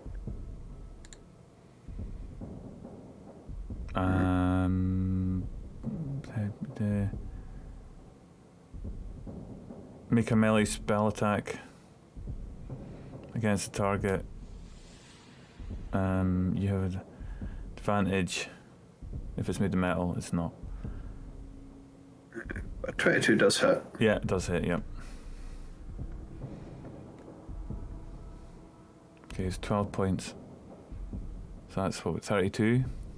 Another 18.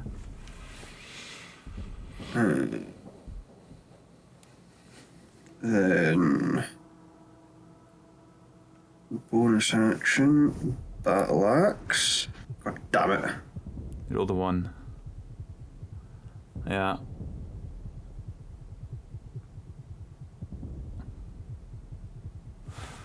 Okay. No movement, so that's us. So okay, what have we got? 32, 34. Interesting. That's still an interesting number.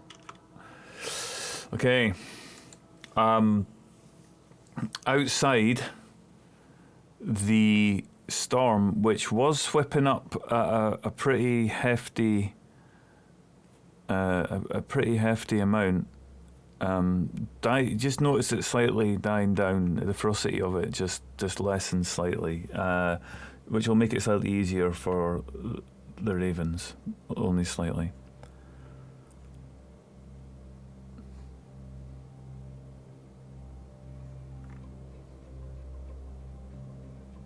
Okay.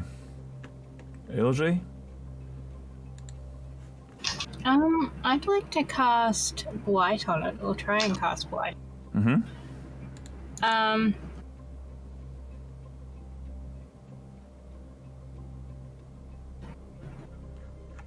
And I'm also, just out of curiosity, is its mouth open? I mean, variously, open, shut, as it chomps down on some tasty morsel. It's just... Cool. Because I'm going to tell Jarrah to go in there and then teleport out with Kylon. Ooh. Oh, okay. I like that. That's cool. Okay. So this little hawk just shoots her the most disgusted look possible and then prepares to, like, dive in at an opportune moment. And basically that's 15 feet of fiery teleportation into a place I can see, which is basically right outside it. So get ready to run, Kyle.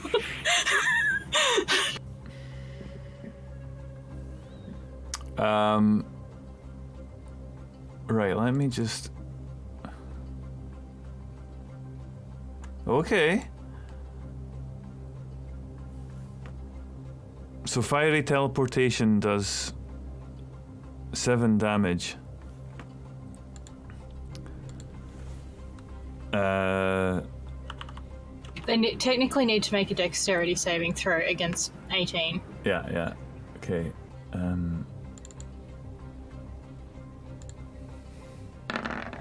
23.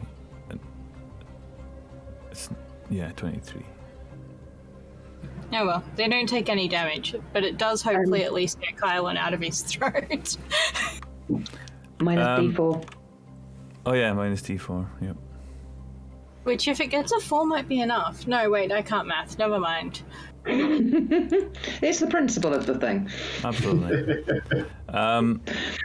Now, this doesn't happen quite as quick as all that. Your hawk is willingly in its mouth. It can't get down to where Kylon is this turn. Okay. Jarrah apparently also can't be grappled or restrained. I don't know if that's important. Oh, well. That does change things. Also not prone, charmed, or frightened, so, you know. Yeah. Okay. Normally, inside, the creature would be blinded and restrained. So the creature is just blinded. So Jarrah is just blinded. Is there anything that would stop that from happening? I've got 60 feet of dark vision, but other than that, I don't think so. Yeah, okay. Does Jarrah emit light? I feel like they should, and I feel like I've read that somewhere, but I don't know where I've that information. Be in your welfare spirit thing. The art of producing fires. But a blinded creature can't see and automatically fails any ability check that requires sight. So, at this point, just with the where it is and inside this thing, cannot see. And so, Jarrah will fail an attempt to locate Kylon by sight. However, natural flow of things, your bird will be down in the same place as Kylon very shortly. I'm gonna tell Kylon to keep an eye out. I guess he's also blinded. Never mind. Yeah, swimming around in the stomach. Okay. So we now have a new player in the Swally. A rather disgruntled and unhappy bird. She may never forgive me for this. Next turn, your next turn, we'll have the two meet in the stomach.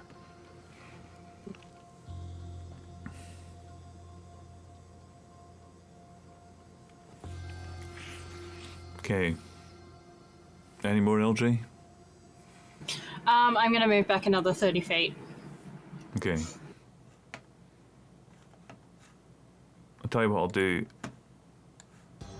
is I'll just move everything along.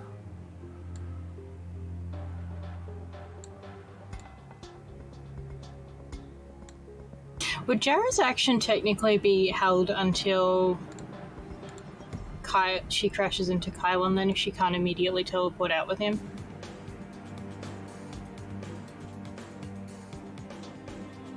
I mean, her action is trying to move and, and get down and locate him, but can't because of being blinded. So yeah, that would be next turn. It'll happen just by being in there and all the liquid and saliva and everything. Those are going to be feathers. Are going to take a while to clean.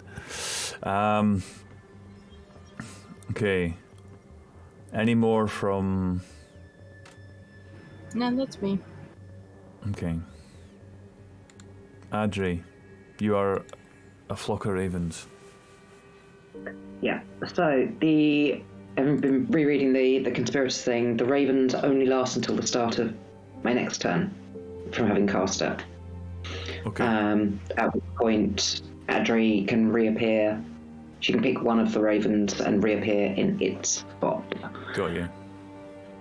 So do we want to figure out what happened to the ravens? Yeah, let's do that. So you would have wanted them to have moved. Can you give them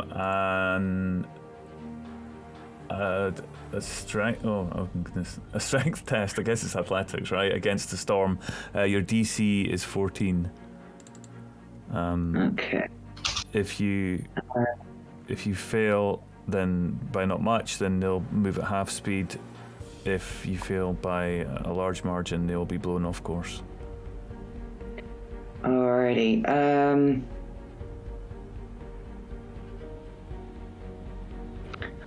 Small question. How do the strength check? They'll have the same stats as Erin.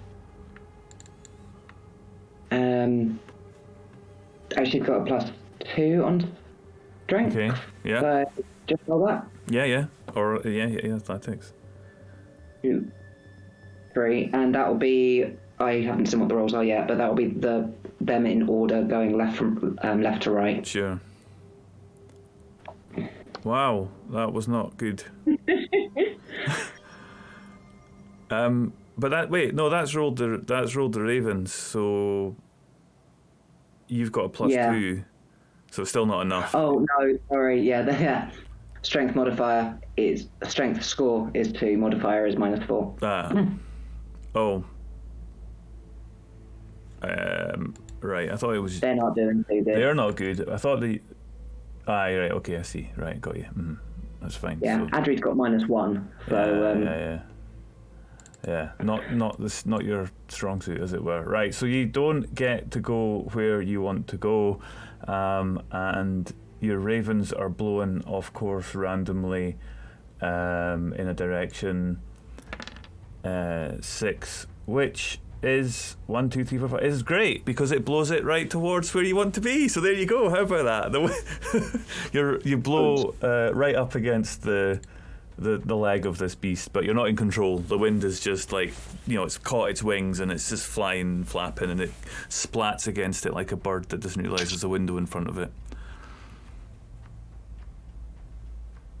So, right, so that's where, so you're in a good position, you're right up against this thing if you want to be, if that's the one you're going to pick. Yeah, I mean, the reason for wanting to go towards them at the point she created them was so that on its turn she was hoping that it would be distracted and use its actions to swat at the ravens, rather than going after her allies.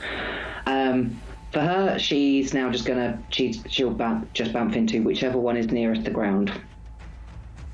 So that's now the higher priority as she's about to turn into one of them. Okay, It doesn't so really 1, 2, 3. This one blows that way, and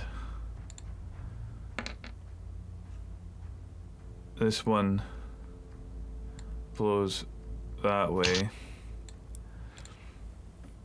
And yeah, roll me a D100, and we'll see how high they are.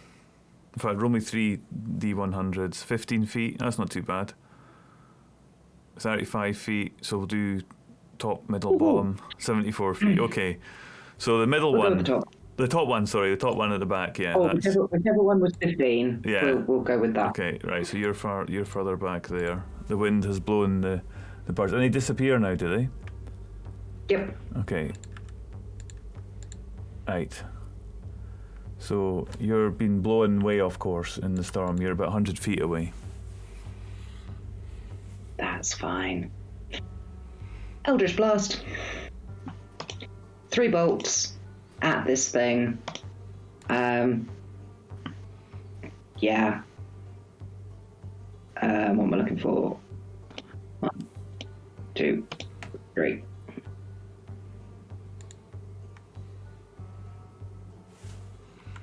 $14, $30, and $15. The crit hits. Sweet. Alrighty. And that will have Genie's Wrath attached to it as well.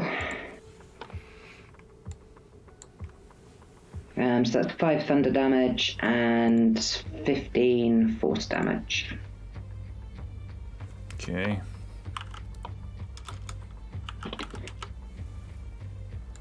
All right. And she's just going to be muttering whatever curses and obscenities she knows in Primordial, which is probably going to be a fair few. Probably the odd dwarven swear word listed in there as well from a certain paladin she has observed. Corset. How strong is the storm and wind currently? It's not the strongest it's been. You noticed it subtly drop as well, which was odd. But yeah, it's definitely stronger than you'd like it to be. But it's capable. You know that this is a weak point in it. Just as a thought, would Karsat be able to use his wind channeling thing to channel the wind up and under the beast and either push it away or flip it over or just do something to make its life a bit more difficult? We're not cow tipping this thing. It's absolutely vast. No. I think that's maybe a good shot, but I think that's the wind. I mean, you can certainly move it and see if you can tickle it. That might work. Build. Yeah. I'm not liking this thing a great deal. So let's go with another Mind Sliver. So, Intelligence C.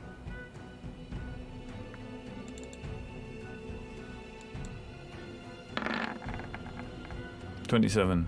Minus 4. D4. Minus 4. Yeah, on a D4. So 23. That.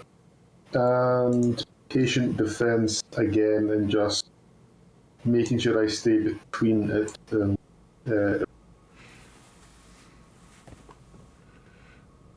Okay.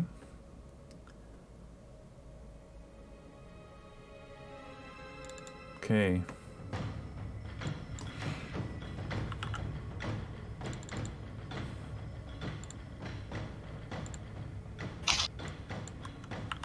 So the storm lessens substantially, and it is no longer an issue in this round. The strength of it seems to have completely risen. You almost see it looking like it's starting to rain almost, except it's not liquid as such. It's the sort of sooty ash stuff that seems to be dropping out of the sky. Right, inside the guts of this thing, it has taken damage.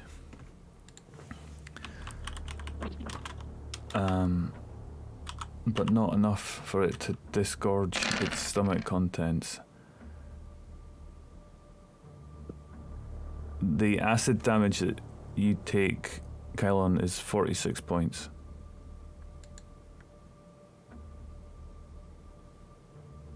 Okay.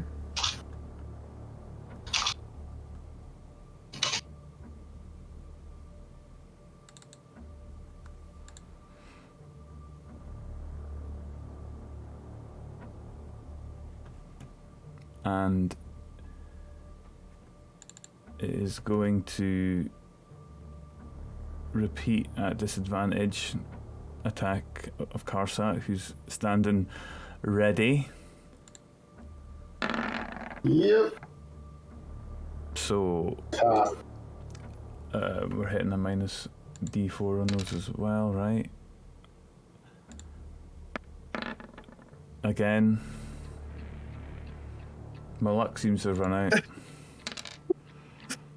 About time. You haven't rolled below 10 like all night. One more one.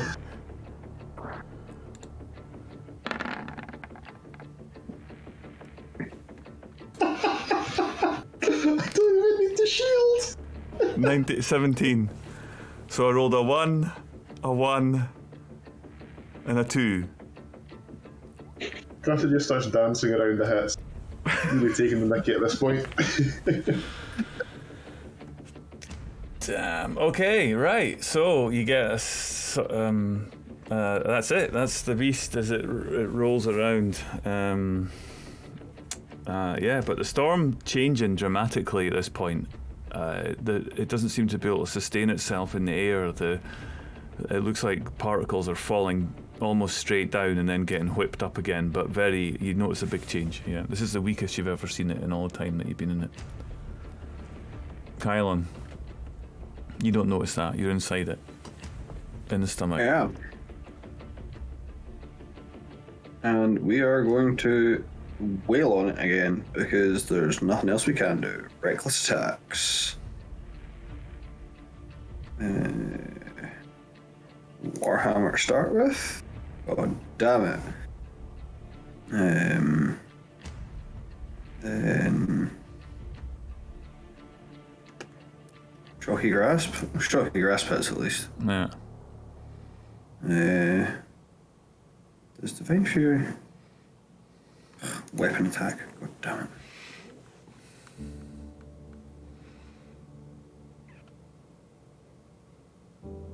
That's standard 2 rage damage is, I'll count it because it's there, but that's a roll 20 thing, I think, isn't it? That's not the actual, oops, that's That's just because I've not unticked the box. Yeah, that's fine. So, alright, 18, so 18 points. Alright. Yeah, electricity while you're in its stomach acid. Interesting. Any more from Kylon?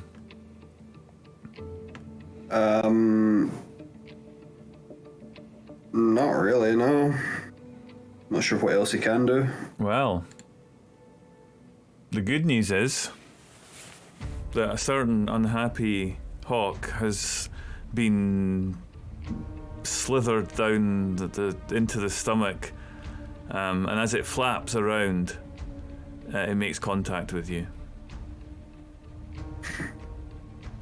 Excellent.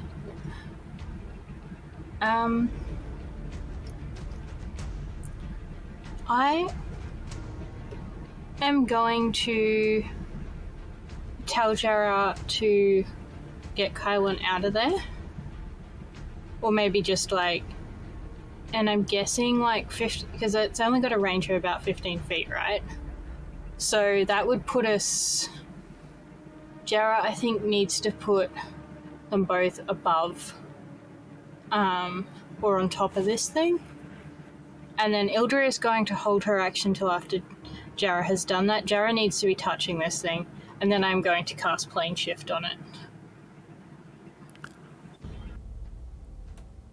Oh. Okay. Which is why I was asking about the fork. Yeah. No, absolutely. 100%. Right. So, let me get this straight. Jera is flapping down, trying to get clear, and is able not to find, but rather just make contact. As soon as that happens, there's... Actually, I think she only needs to be in 15 feet. 15 feet. So sorry, close 5 feet. Right, close enough. So we're not gonna argue that.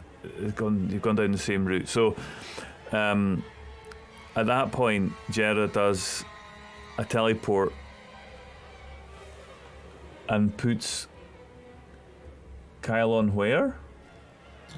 Basically, Jara needs to be in contact, so basically Ildra is going to try and get them as close to it as possible. So Jara's kind of brushing up against it. Whether that's on top, whether that's next to it, I will let you decide what you want that to do. But I'm casting Plane Shift.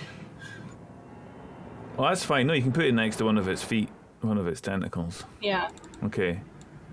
Right. So you are no longer swallowed, Kylon, as you find yourself right next to one of the feet of this thing.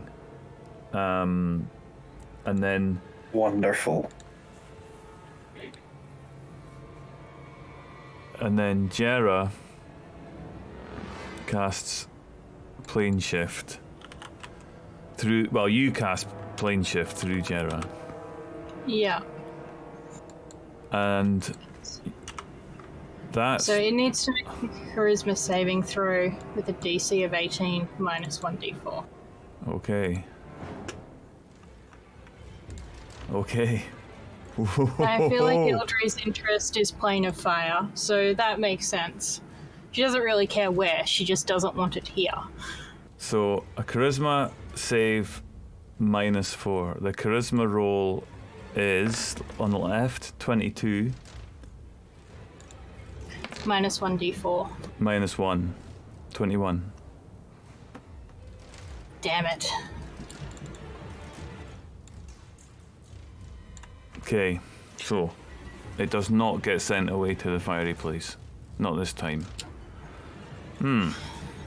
Always next time.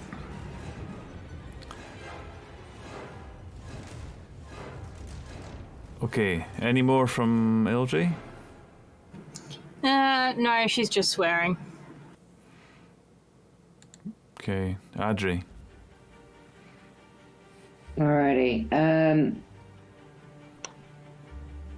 Adri is gonna use action and a bit of a bonus action to get herself within 60 feet. So probably there-ish. So I select the right tool.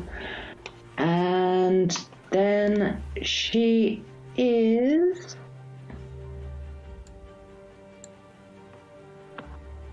going to cast Banishment on this thing. So that is a charisma saving throw, which would be DC 18. minus 1d4. Okay. Oh. Hmm.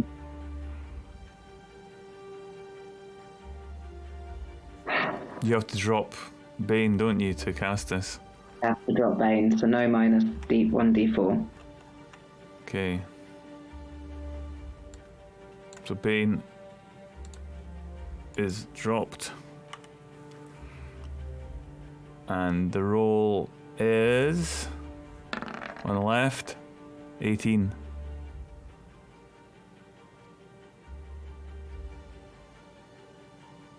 I mean, I'm casting it at 5th level because that's all that Adri can cast at.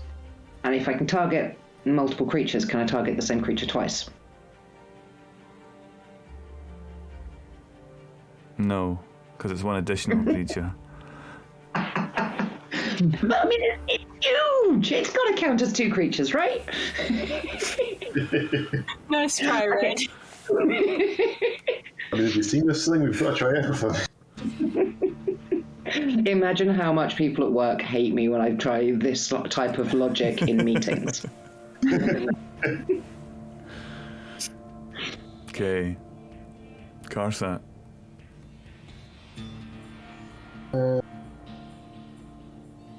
Yep. So it's going to give up trying to get Mind Sliver to work. I will punch it once on a tendril. Hits. Acid damage. Second one. No.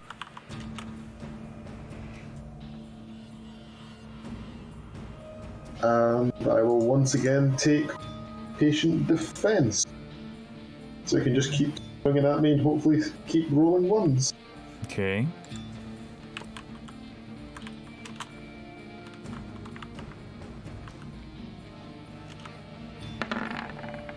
Storm picks up again.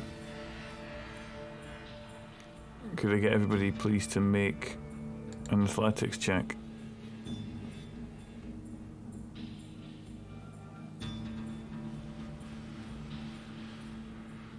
Can we say that Adri would have, like, flattened herself on the ground to try and reduce her surface area to this storm, having failed against it so many times? Yeah, sure. If you want to be prone. I have an advantage on this because I am a random. Okay. Oh, there's the rolls I'm after. Adri, you... I'm getting blown to buggery again. 1, 2, 3, 4. Right, so you're blowing in that direction. And you are blowing...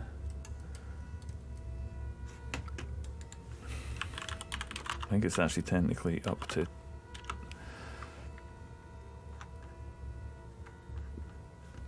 let's call it 30.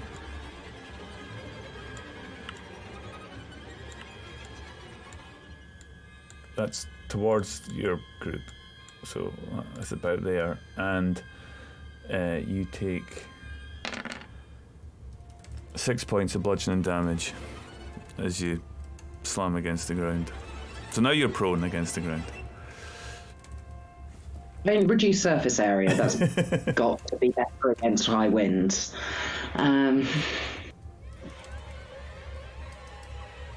Okay. The Kraken no longer has to worry about its stomach. It does worry about continuing the... In fact, I'm just going to roll to see if it even realises what's happened, because it's not stupid. But maybe it's missed it. No, okay, it's definitely right. So what it's going to do is it's going to continue to wail on the little blue thing that so far it seems to be evading it. So it's going to be 3 attacks. There's a big blue thing now. Aye. Is it not tasty? With disadvantage because against patient defense, so that's 22 minus Shield. Oh, it's not baned anymore, so I don't need to do that. So it's 22. I'll use shield. So it's My AC is now 25. Yep. Alright, that one hits. Well, That's a 35 at disadvantage. And a 21. So, yeah. So one of them one hits. You take 21 points of bludgeoning damage. And you are grappled.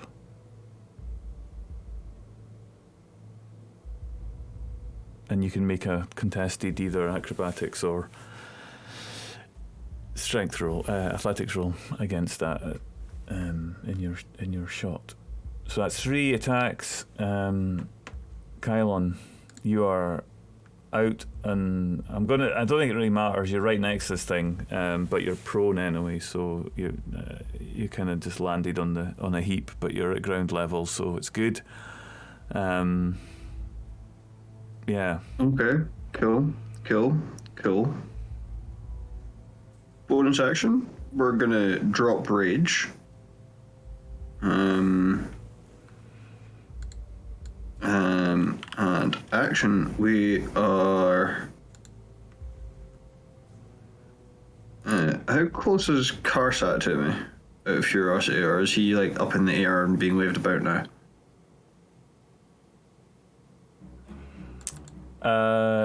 He is about 20 feet, maybe.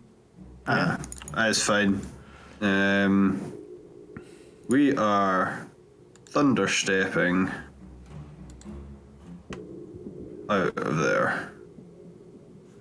Take that fucking rage damage. Going to do that. Okay, so a con save on the left, 33. So that's fine. Takes half damage, so 5. Yeah. Jarrah probably needs to make one too, yeah? That's a good point. Actually, I can take Jarrah with me, I think. All right. Okay. If he wants to come. I think Jarrah thinks that you're its new bestie after what its, master did to it. Yeah, one willing creature of your size or smaller. Yeah, so Jarrah can come along if he wants to. Okay. Jarrah's down for that. Cool, we're getting 90 feet the fuck out of there. In a straight line. Okay.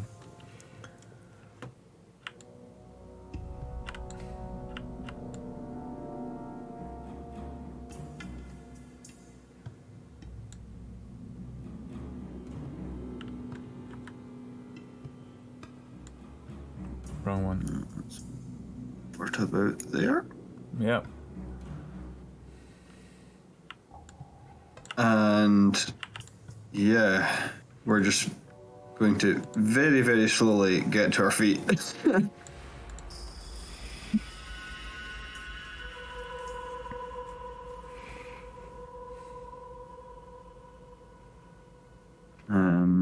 And that's I suppose we'll use half of our movement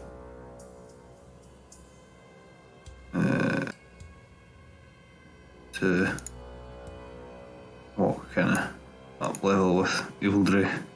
Okay. And yeah, that's us. Must be quite uncomfortable having all that sand and dust and soot getting stuck to your skin and all that slobber and bile that you've got dripping off you, Kylon. Oh, we are not comfortable. Ildry. Ildry's grumbling slightly because it means that Jarrah's no longer touching it, but she kind of gets it. I'm gonna cast Firestorm at it. At 8th level, because I don't have any more 7th level spell slots left. Okay. And because Jarrah's active, I believe I get an extra d8 on that.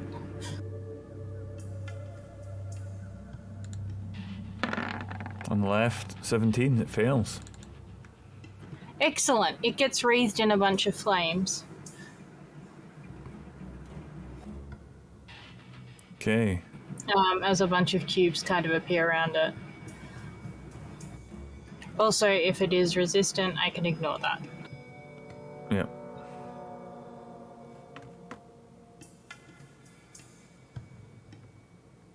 Um, 7d10.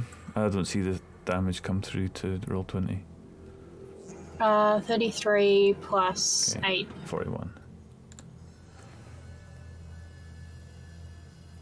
Okay. Okay.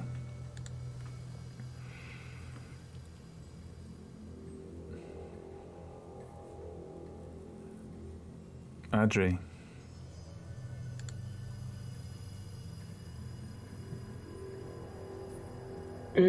How's it looking? I mean, we've Vast. done some damage to. I mean, I did. The only thing that you notice is the storm doesn't seem to be as strong, and it went down, it lulled down quite low, then it picked up again. That's the only thing you've really noticed being any different about this situation. This giant. Does the storm lulling seem to have direct correlation to this thing taking damage? You wouldn't know, I don't think, because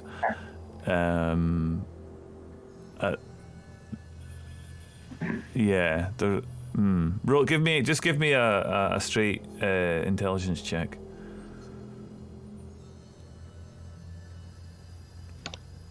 Okay, yeah. 21. The damage that was done to it internally, in addition to the damage that was done externally, you figure is sufficient, and you make that connection between the storm and this beast. It's almost as if it's the center of it and controlling it, and when it's having to fight, it looks like it's maybe being distracted or something, and so you get the sense that it's inherently connected to the storm. Okay. I'm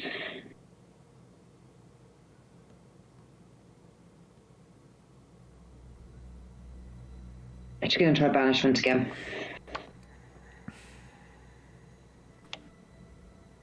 Okay.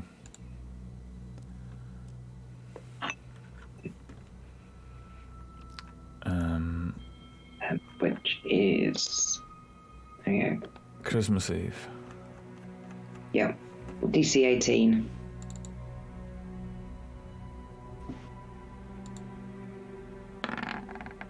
It fails.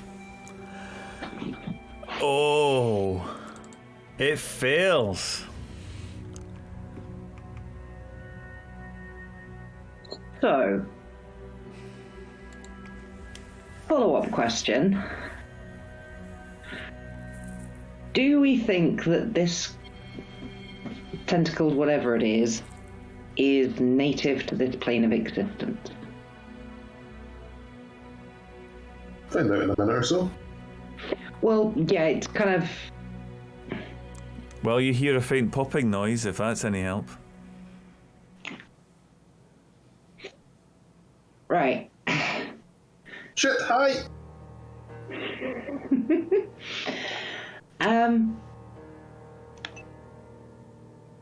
Okay.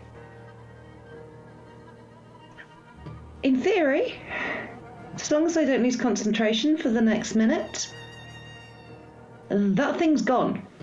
Back to whence it came. Can you get in the ring?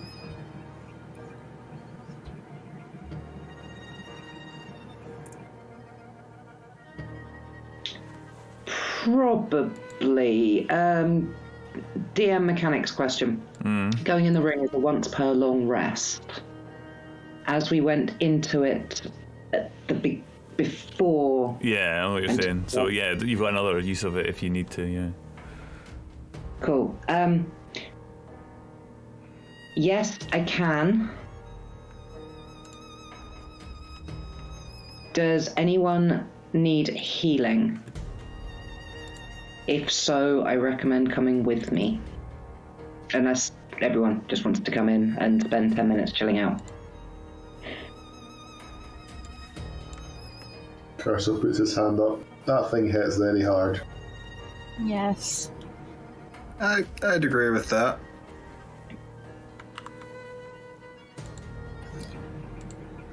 You can Sure. keep your concentration in the ring, right? There's not some obscure rule that's going to have this all come crashing down. Nope. The ring is, well, that's the thing for the vessel itself, which is really badly worded. It's that bottled respite bit that you're looking for. As an action, I can magically vanish and enter the vessel. There is no concentration, it just is. Where does it sit when you go into it? And the others? It would just be on the ground. It's... Gerald's hover over it. Okay, right. Can... okay, let me think about this. So, at the top of the round, I'm gonna roll something, and there's going can Jara give me another athletics check, please?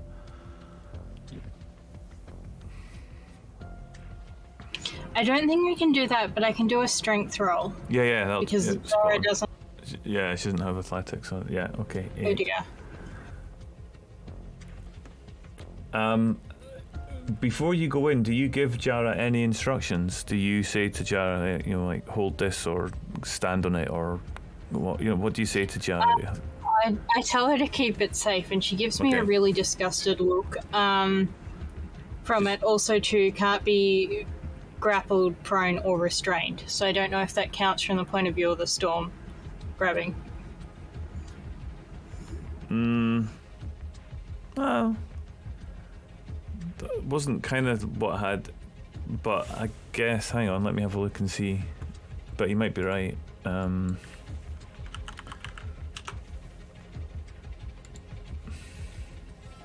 I guess Eldrick could also summon a dragon to keep the ring safe.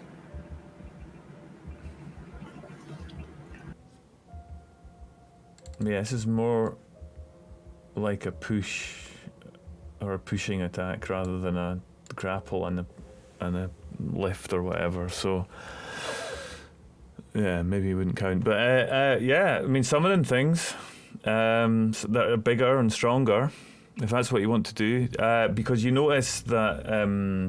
Well, I'll tell you what. Let me just do something because I need to do a roll.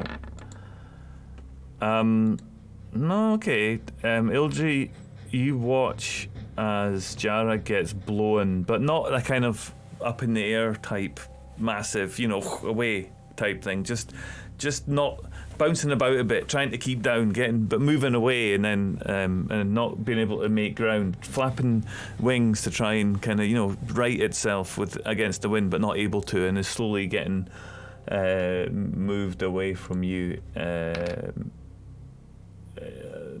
In a kind of northerly direction. Okay, in that case, I kind of look over at her, and I'm like, "Oh, sorry," and then bring forth a draconic spirit. Okay. Which looks decidedly unhappy about being called from whichever plane of existence it's come from to babysit a ring, but it just kind of sits there and is ready. Yeah, can they also please give me an athletics check against a DC of 8? I don't know that I have access to that thing anymore. Hang on.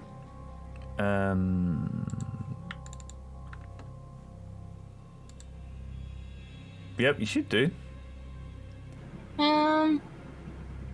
It's not in here. Oh, I put it out. I dropped it on the stage, so you should. my bad. Yeah, there we go. Right, so it sits and plants itself firmly in this wind. What wind? And the ring is in its claw, I guess. Okay.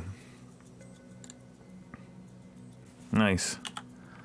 So having secured that, Adri, have you already gone in there? Would have been waiting for everything to be sorted out from a security perspective of it, and then would have bamfed in with the other 3 as well. At which point the final paragraph on Sanctuary Vessel will come into effect, and so I will continue concentration on banishment for the first minute we are in there, and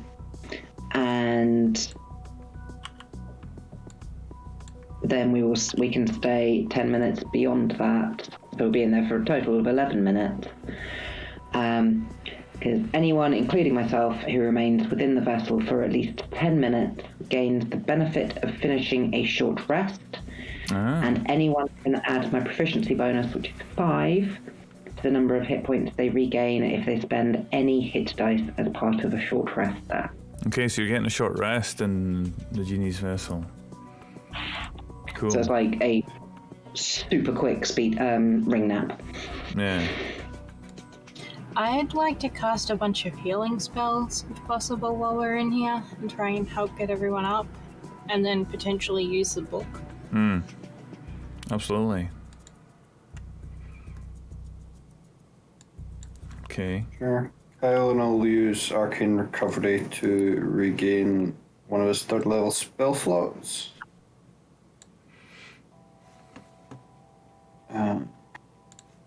Also, can hit dice.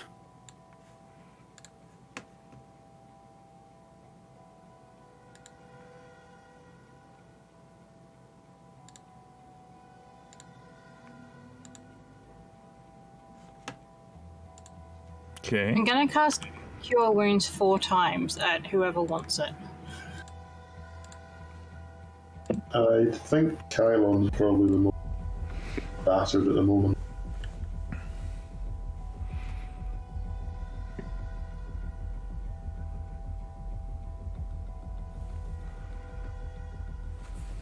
And I think that's like 4d8's worth of healing that also gets added because Jara is active.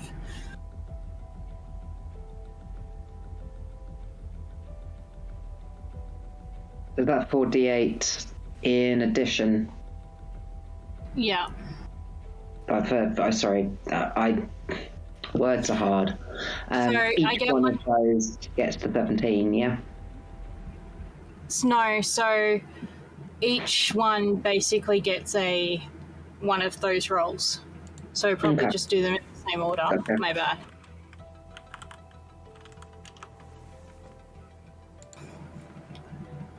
And So you're then doing all that healing on Kylon, yeah? yeah, I guess I have a bunch of these and I'm going to try and use the book after this, so I might as well burn through as many spell slots as I can before I do that. In fact, I could probably cast Cure Wounds at 2nd level as well, twice. I'm only down about 40.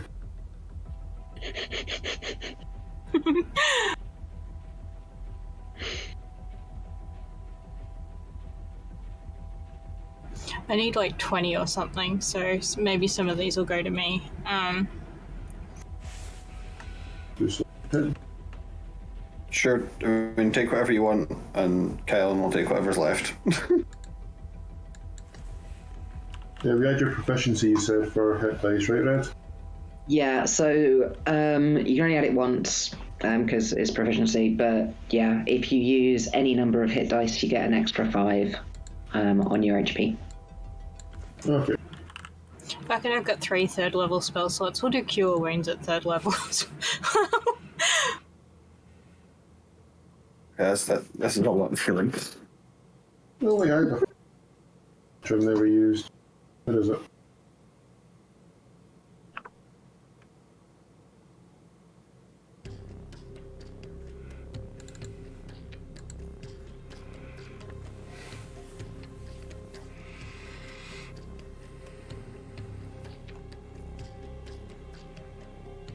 Oh, this is funny. Right. D6. Okay, so how much of all this healing is everybody taking?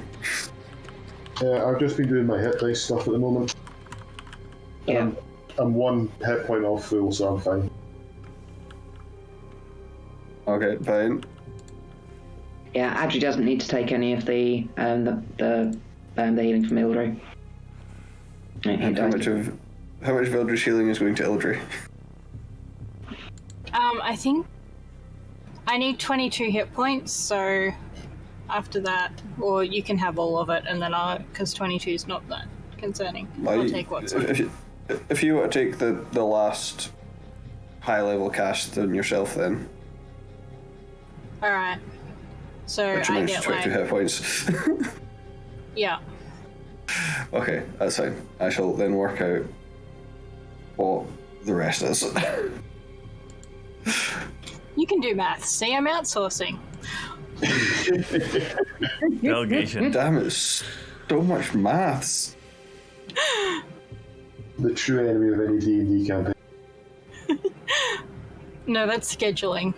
This is like it's evil henchmen or something. Doors are in there somewhere as well on that list. Well, those are just the ultimate BVEGs. Okay, can I use the book now? Yes. So do I just hit long rest? Is that how this works? No, it is explicitly just your spell slots, but assuming you don't have anything else that is affected by a long rest. Your hit points are full no. anyway, so that's okay. So yeah, just hit long rest. That'll be the quickest way to it. But you look at the book. You take this book, this ancient tome, and the word on it as you're looking at it, you let it mull around in your mind, and you get a sense after a while. It takes a bit of time, and you speak the word. Nobody, including you, understands what you say. You just make this noise. Like, in your head, you're saying exactly what's written on the page. But when your mouth makes this sound, it just doesn't sound like anything. It's old. It's rumbly. It's different. Feels different. You've cast magic before, but this feels different. But anyway, the surge of power that you feel as renewed, as good as having had a sleep. You feel, or in your case, a meditation. But yeah, you feel renewed. So having used that, and then when you look down at the page, it's blank. There's nothing on it. If anybody was watching, in fact, you would have seen this yourself, Ildry, when you're watching the words just crackled nicely away and just faded out. Does it still look like it does anything other than, like... It's inert. Oh,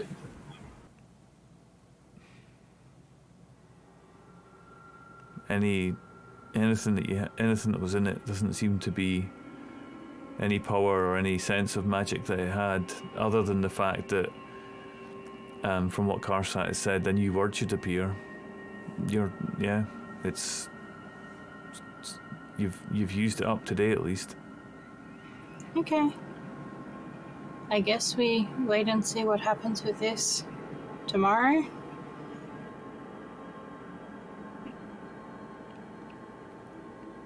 This is a beautiful part of the world you're in, and the library with all of the various trinkets and sundries and ill-gotten gains.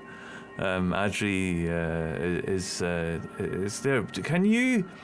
Is it like Lehman's Hut or anything? Are you still aware of what's going on outside? Is that a thing?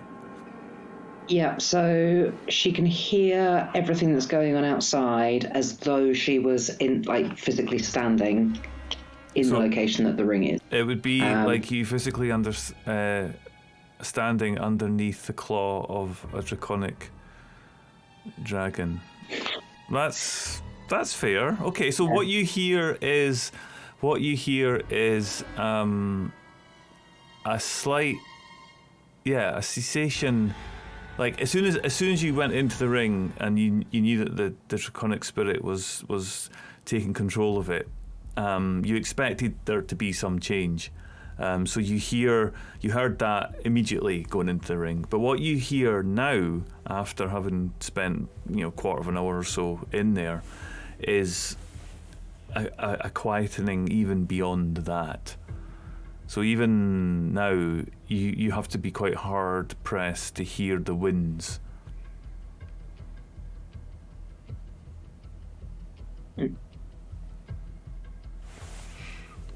Interesting. Yeah.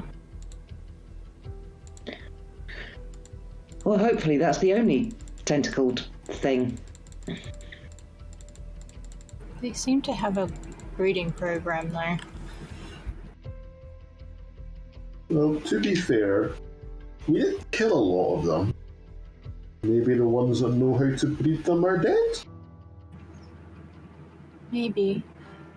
Do we think it's a breeding program or an import operation? Good point. Which You is have a baby. worse? Badgers and otters and a gnome in a treehouse. I feel bad about that. That feels a bit import. Yes. Ooh, we should probably tell the handler that they have a weakness now called banishment before another one turns up and we can't pull the trick again. Yes. Book Also out. Also that they can... hit hard. Yeah. Like whatever goes up against this thing is gonna have to be reasonably powerful. Should we perhaps also ask our sandy friend while we're in here and he's not getting caught up by this storm?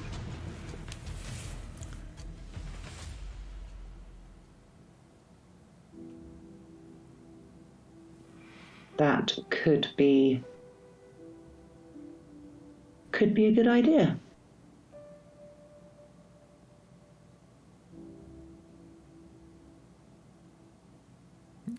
Kylan's sitting there with the bag.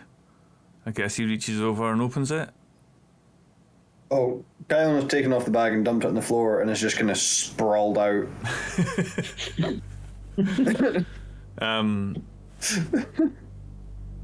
Yeah, so when the bag, you reach over, Adri, and you open up the bag and you're greeted with the face of our friend.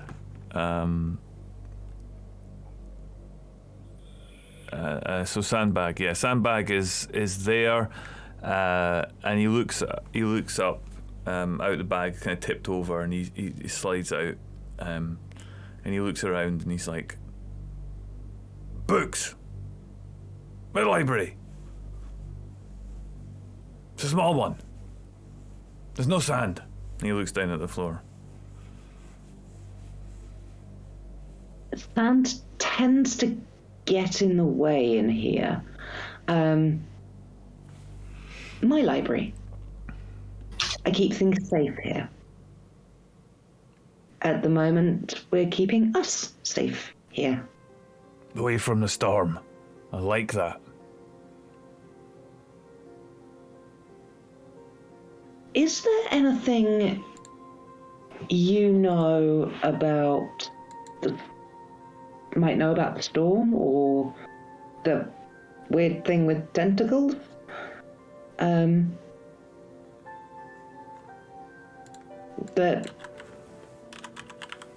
That might be useful. Is there anything you've read or would know about from your library which significantly more impressive than my little offering? Yes. And he thinks about that for a short while.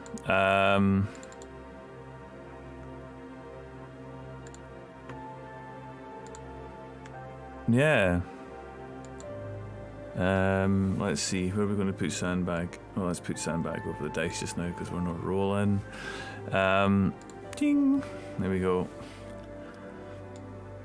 So Sandbag's looking slightly less sandy, and he thinks to himself, or it thinks to itself, and it looks around, looks at the books, and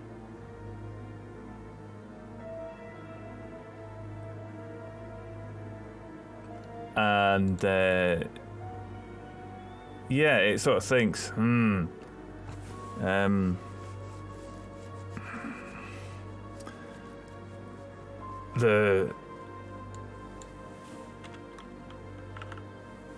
the people, there we go, the people who looked at books, they talked about a tunnel. They didn't want to meet the thing. They said it was easier to go under than it was through. They had a house somewhere. They wanted to find it so they could go there. I remember. But that monster and that horrible storm, terrible. Absolutely terrible. Glad we're in here. I like the books. Nice books. Well done. Good collection. Adri's kind of intentionally keeping him as focused as possible away from whichever shelf she stashed the books that she borrowed from his library. I mean, they would have been put with, like, spines back to the wall because recent contraband wants them to be less obvious, but she doesn't want him to look that way at all. Excellent.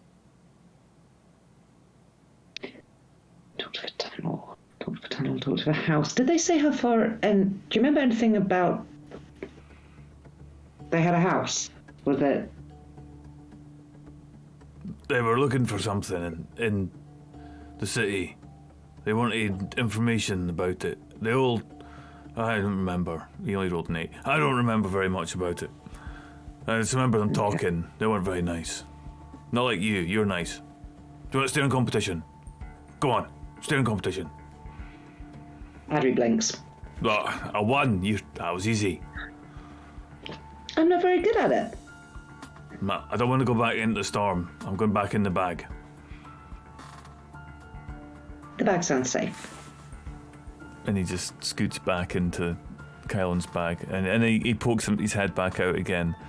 And he kind of reaches out a sandy arm and pokes Kylan. You're right.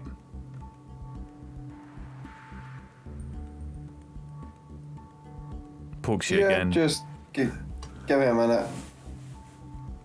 We'll be good. You're not dead. Not yet. Well, you carry me then. And he goes back in the bag.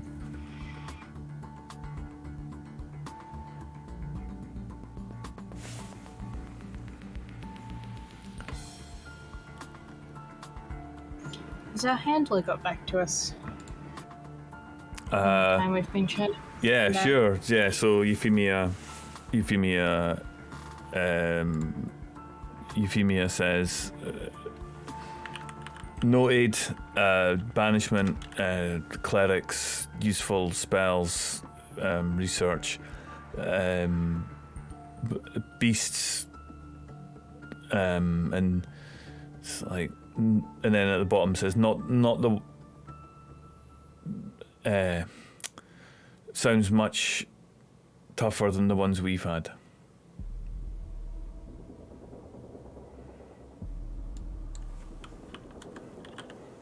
Instant writing back of, wait, what? Ones you've had?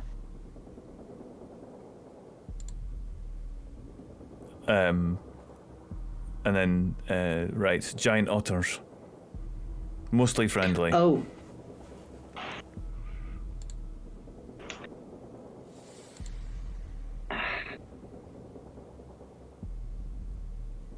Did our group do any scrying on the other group while they were dealing with the giant otters back in Bitopia? I mean, they were pretty regular entertainment, and they were on the otters for a couple of days. So I think there's a good chance. Yeah. I'm desperately looking back at my notes from advantage of keeping everything in one notebook.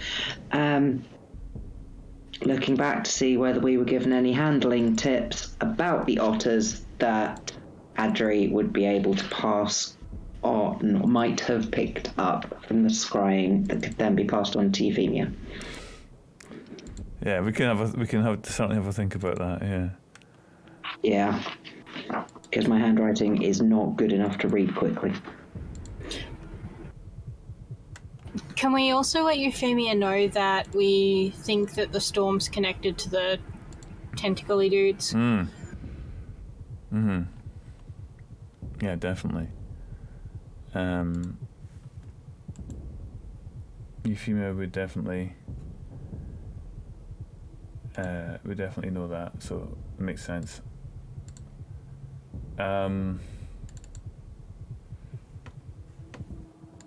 Okay, so yeah, you variously are able to make contact with Euphemia. Oh, there, let's drop her in there. As you're writing, and Euphemia writes back and says, "Glad you're all safe."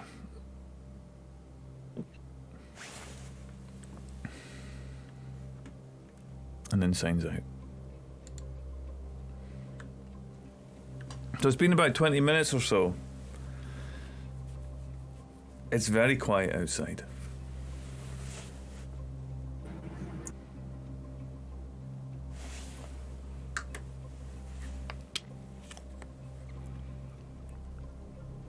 If we're all healed up, time to go investigate what's happening outside. Yep.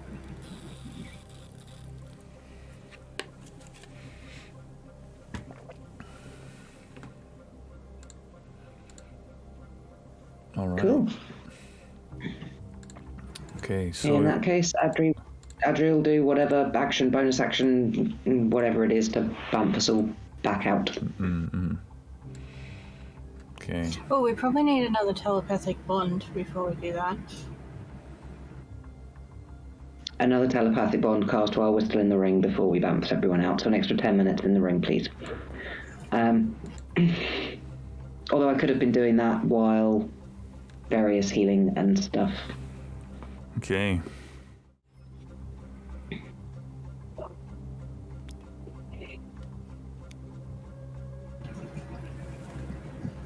Oh, this is a change in scenery. You are standing in sand. It's kind of greyish. There's black streaks through it. It's you know, it's not the prettiest of sand that you've seen. Looking to what behind and in front of you as you step out between the talons of the draconic spirit, you see the edge of a storm. Itself still bulbous, still billowing. It still has that same crackling to it. It looks the same. You turn around, look 180 degrees, and you see the same thing. It's as if a section of this entire wall has been taken away, and it is clear. That's not necessarily a good thing. As you turn and look forward, at least with the edges, the remaining edges of the storm, a mile wide easy, the storm, by the way. You realise that now you're seeing a cross-section of it. A vast, dark shadow stretching miles across the horizon. Smoke rising up in places, some parts of this billowing more wildly than others, and then other parts of the dark shadow you cannot make it out, you cannot see it. It is a vast shadow, huge, stretching from nearly one side. It's not a storm, it's not high, it's high in places. It just looks like a mass of something, and you can't quite make it out.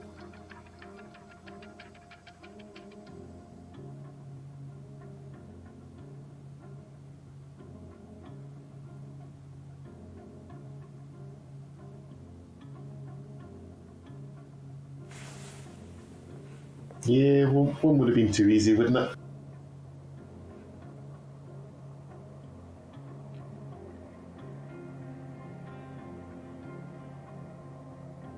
It was nice to think it was one. Nice accomplishment for that.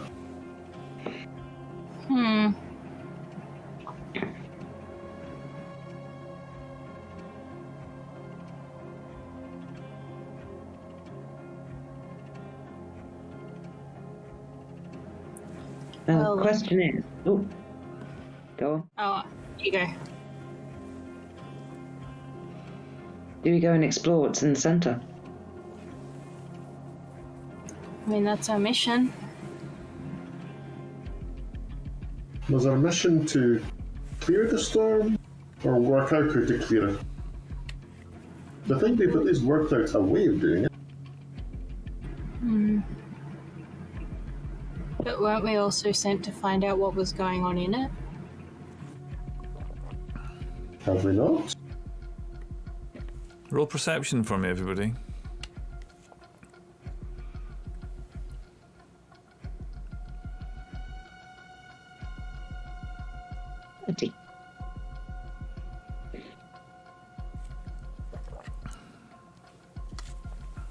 Adri, Karsat, you're having this conversation. Something in the wind, you hear a clank of metal, a grind of gears, a baying of beasts, and you turn to face where the sound had come from. The shape on the horizon is no static object. The whole shape has moved since you last looked at it. Whatever that thing is, it's coming towards you. Not especially fast, Adri, but every now and again you get a glint, a shine of metal reflecting, and as you quieten and listen carefully, you hear beasts, you hear cogs turning, you hear metal grinding against metal, you hear shout every now and again, carried in the wind. Adri, you know what this is. It's an army. It's an army, and it's coming right towards you.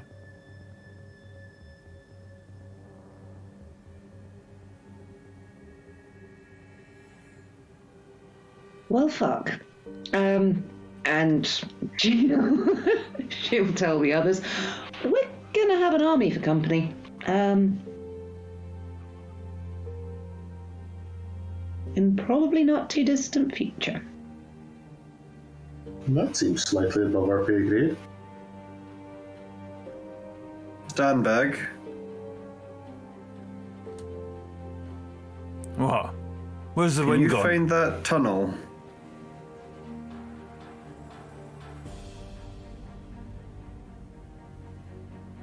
That tunnel you mentioned.